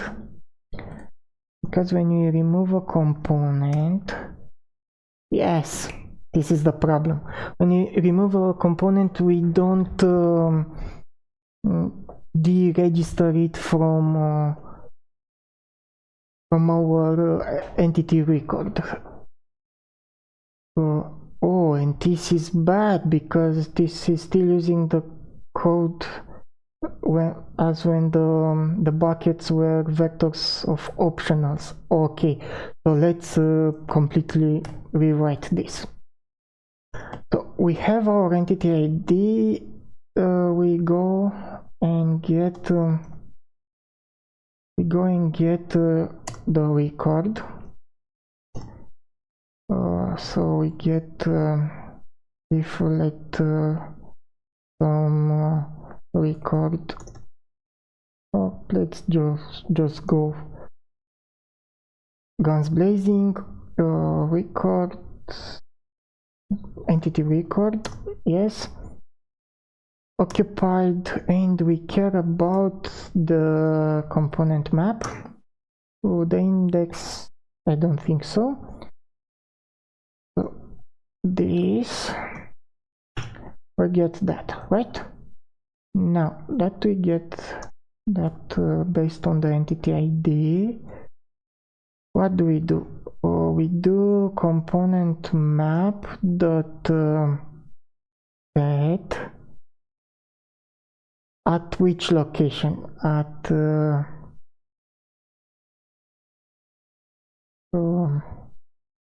let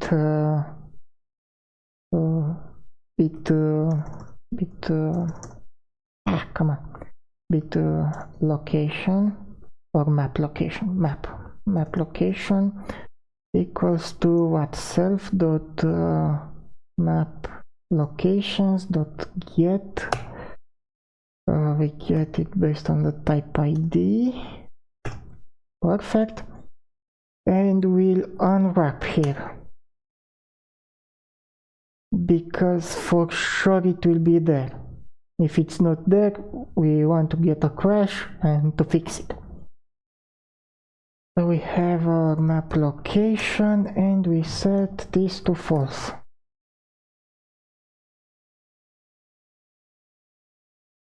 Yes, we need to dereference that.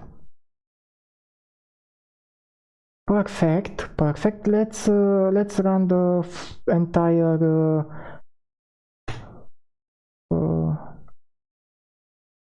suite of tests.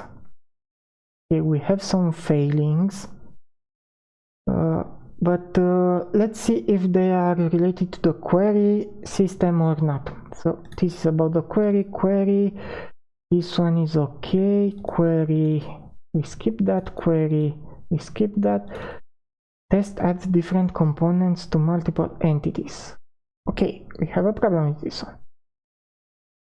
Okay, we do so keep memory integrity. I will focus on this one. I'll focus on that one.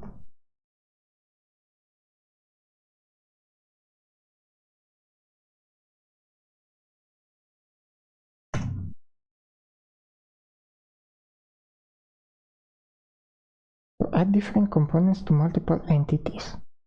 This is failing. Okay, this one is failing. Okay. And is failing at as component. So it is failing here.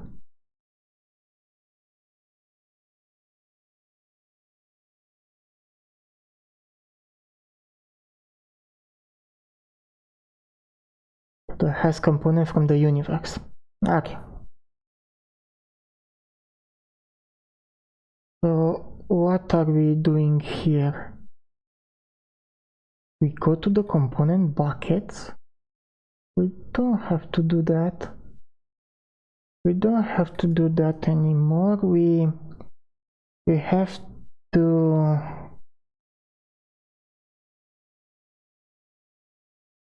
and I think this is an iterator and the iterator is lazy. Yada yada. So let's rewrite this one. So we have our type ID and the first thing we want to get is the entity record.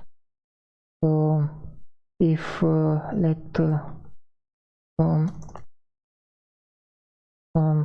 entity record of type occupied, we care only about the component map as far as I can tell. Okay, and this is equal to self dot records get read only type ID. Perfect. We have the entity record. What's wrong with you?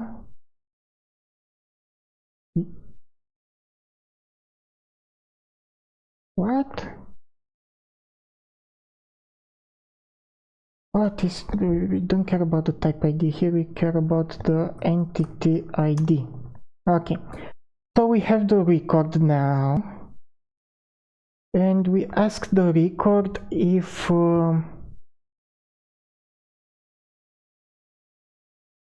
we also need the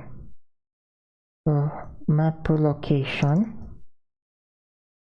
and we get that from self.map map locations dot get. We get that from based on the type ID, and we unwrap again. We expect that to be there. If it's not there, we want the application to crash and to scream at us, fix me. We have our map location. What else? Our map location. Then we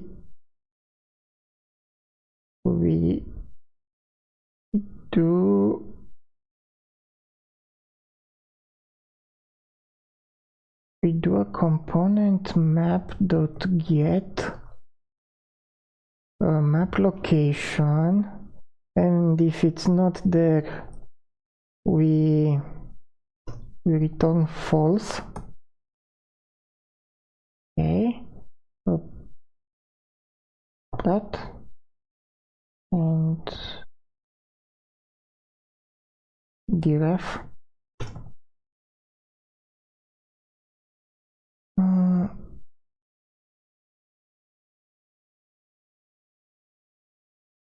and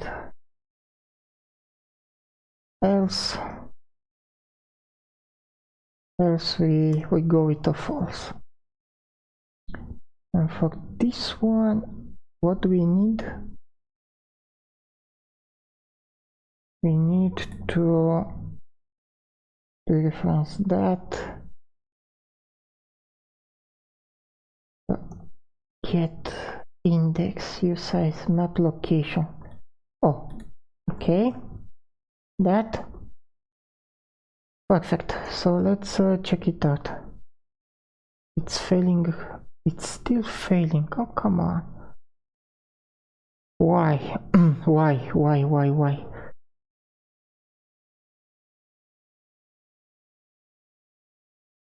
Yes, this has component fails.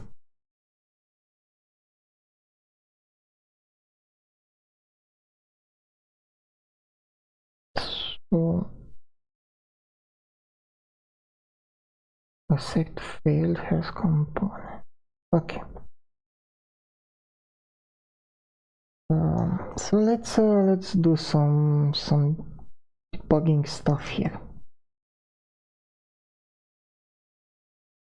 So let's debug the map location. Next, we want to debug a little bit this component map. Bit slice, yes, bit slice, and borrow that. Okay, let's see what we get from those things.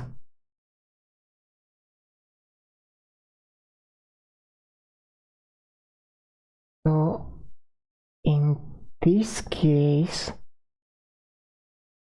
it seems that only the first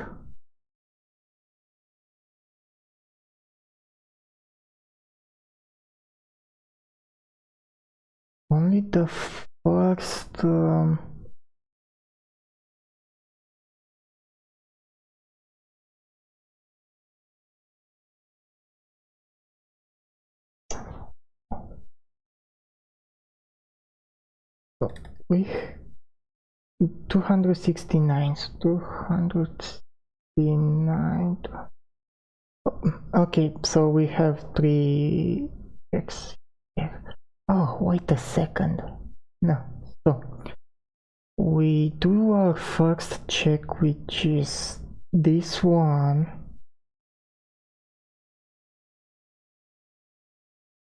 And this one passes with flying color. So map location 0. We have a 1 there. Perfect. Then when we try to check for the map location 1, we don't have anything set to map location 1. So this is again from add component.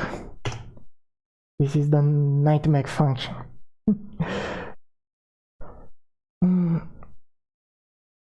So why are you doing bad things?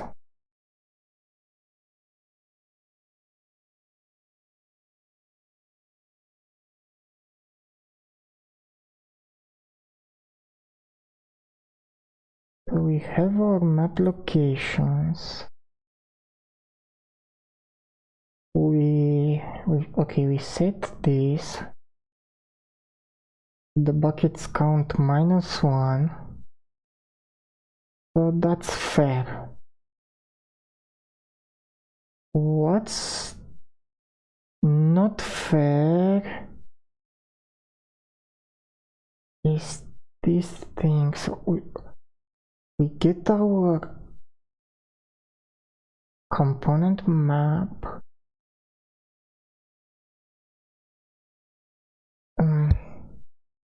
So we get our component map.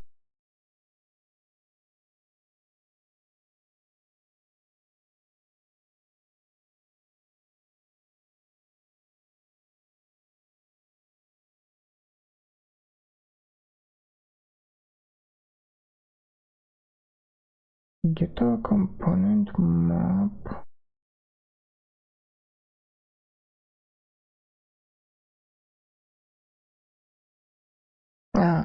You see, so we have 3 entities, not 4, so we have 3 entities.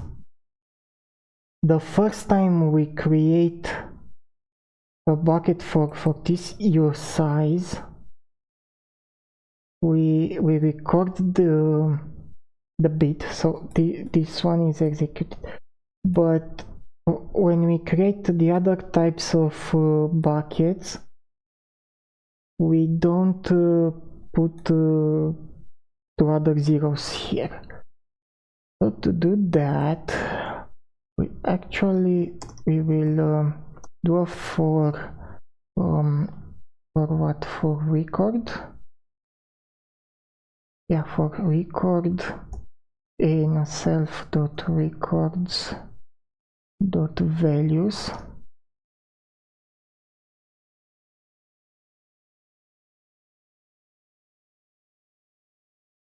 In this case, to all the values we want to push a false, so we get a column, well, a column of, not a column, this is not about a column, so, well, yes, from the column no component is used, so this one goes here, together with the if. Together with the if, but instead of getting it from the records, we just do record, and it goes away, and this goes away. Component map push values mutable. And now here, when we get the component map for our current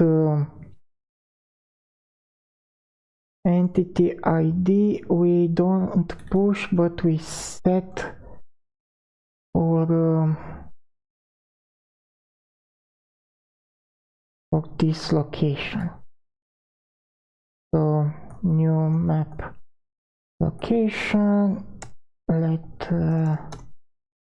new map location equals to that, and here we use new map location,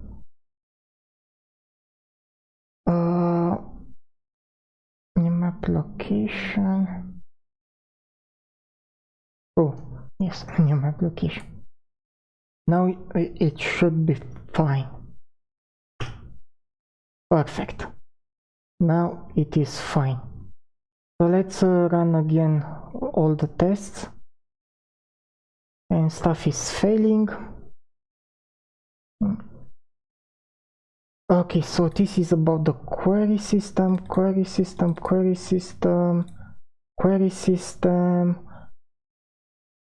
and test reuse storage space from deleted entity and components. Okay, so let's focus on this one. What's wrong with you? So the problem starts where universe stuff. So let's go to this. So we have a has component that's having problems. Okay. So we are playing with we create 3 entities. We add use size component to all of them.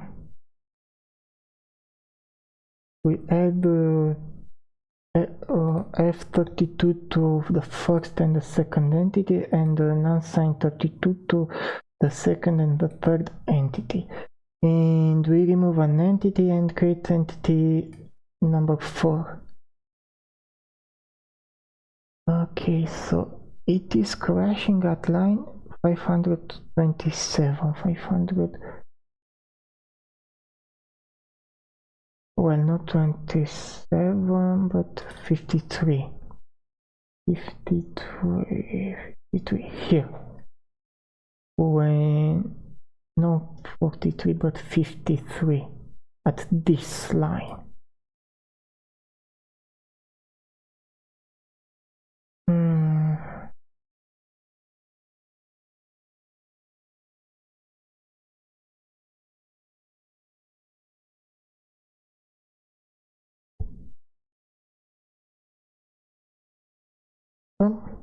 What's the problem here? The problem is with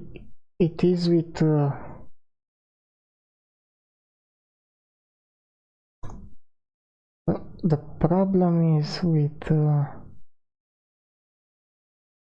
this component, but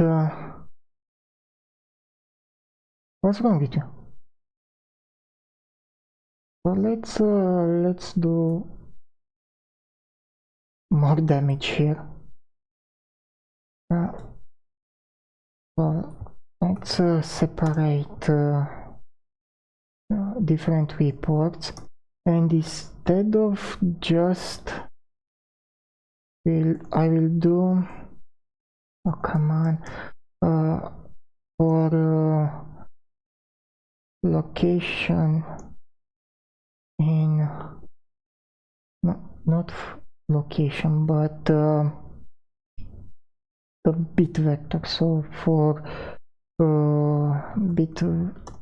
BitVec in shoot.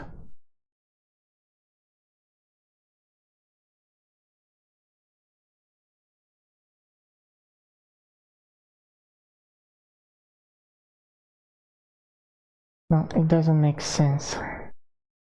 It doesn't make sense. What I'm interested in is the entity ID. So let's check that out. The entity ID is set to what? To 0. Oh yes, so it's set to 0. That's good. That's good.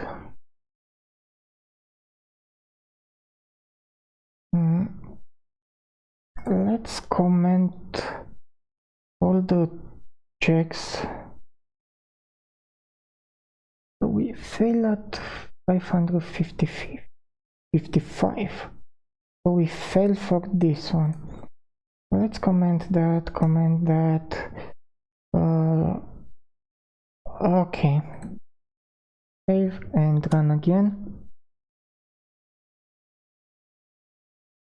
So we don't get noise. So the entity ID is 0. Okay. The map location is 2. Is that correct?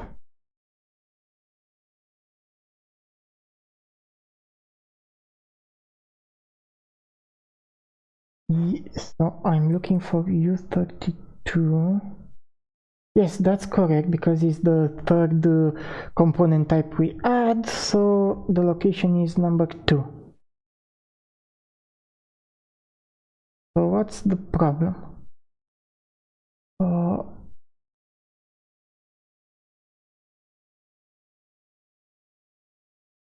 Oh yes, the problem is I think I got it. I think the problem is that when we delete an entity, we don't clean up the component map. So remove entity, and what do we do here? So we go to our entity records, we get the entity index, and we should also get the component map.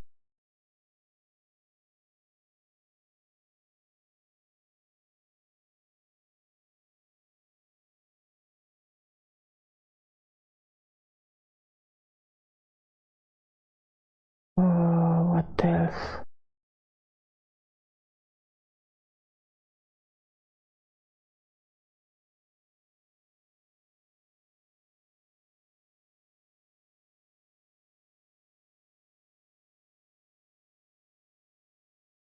Ah, shit. But let's just get this as mutable.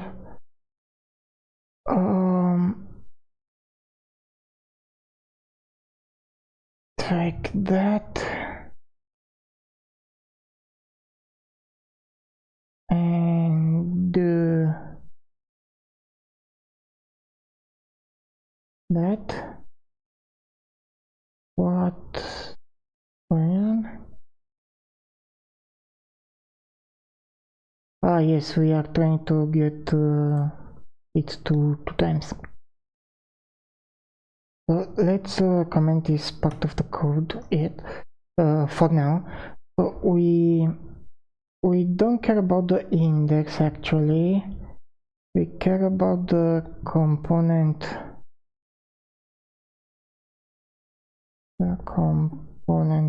map bitstore assign to component map. Ah, come on. Why? Acquired by a bound introduced by this call.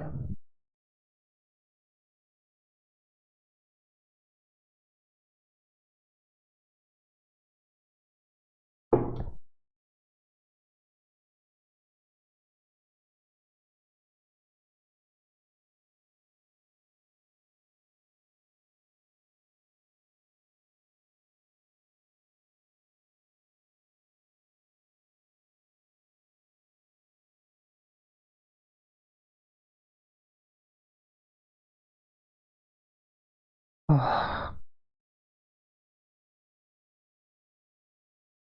Okay, I'm trying to be clever, but it's not working. Okay, so I think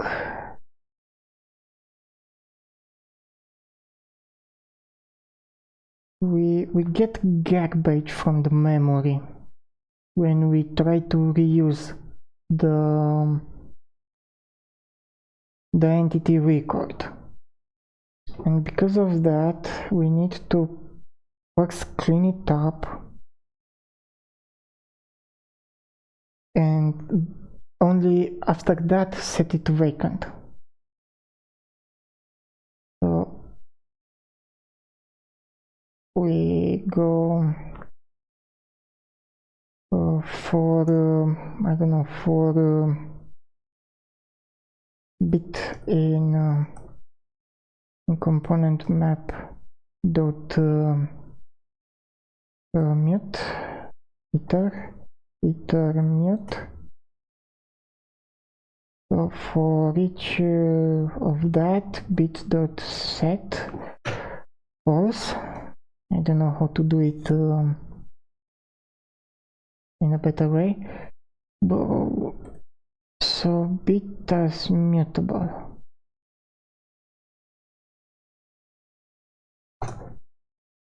Okay, so we set all the bits to false, and then we do this. And we can actually extract this and move it down here. What about this index? That index is used here. Damn it.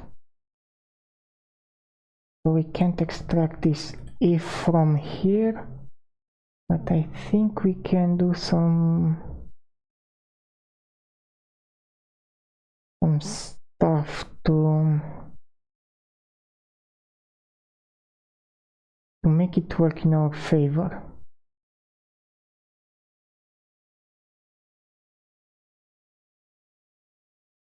So we'll instead of destructuring this here, we'll go with entity record.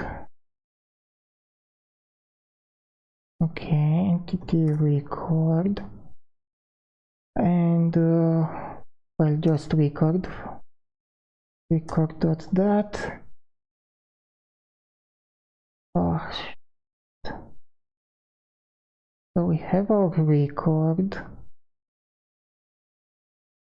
and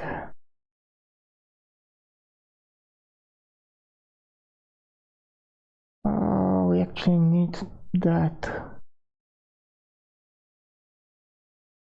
Damn it.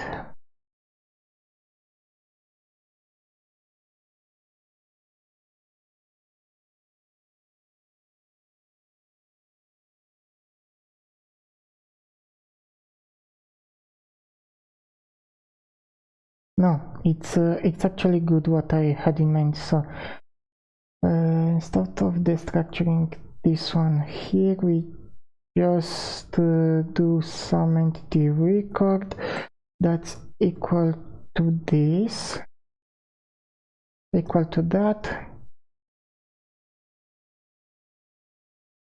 Okay, next we check that we have an occupied, entity record of type occupied, and here we are doing our destructuring. So index and our component map equals to our record.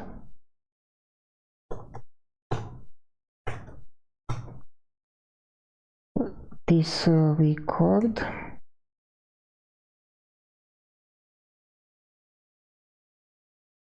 So we move this one here.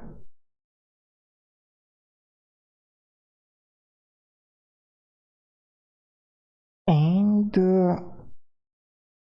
we can do this here.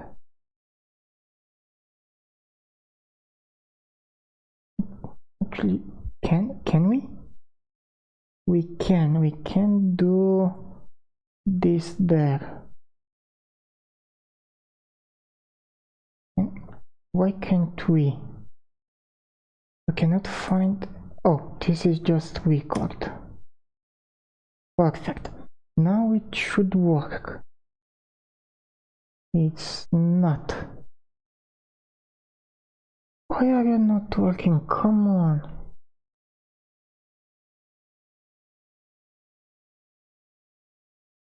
So we are looking for entity ID 0. The map location is 2 for U32, and yes, for entity number 1 we have. Oh shoot, I got the problem. Look, for entity number 1, so for entity ID 0, we do this, we set view size, that's okay. We then set F32, but we never set U32.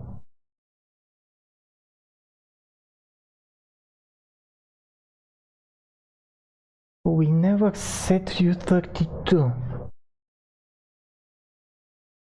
Again the problem seems to be the add component method.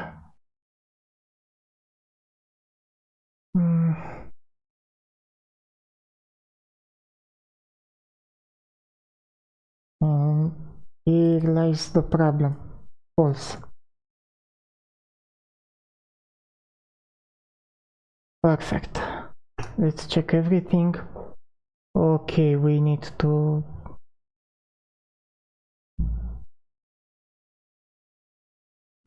do some cleanup, but first let's check the tests. So this is about the query, this is okay, query we ignore, perfect, and perfect. Yes, At this point, after I think there are around 4 or 5 hours of work, mostly because I was going with my mind in all places instead of concentrating here. So at this point we can keep track of which components are set and not using those bit vectors. At the moment I think that's enough for us to actually build our query system. We'll do that in the next episode. Thank you a lot if you had the patience to follow this long devlog until now. If you like this journey, please give us a thumbs up and make sure you subscribe and click on the notification bell. Thank you again. Until next time, bye bye.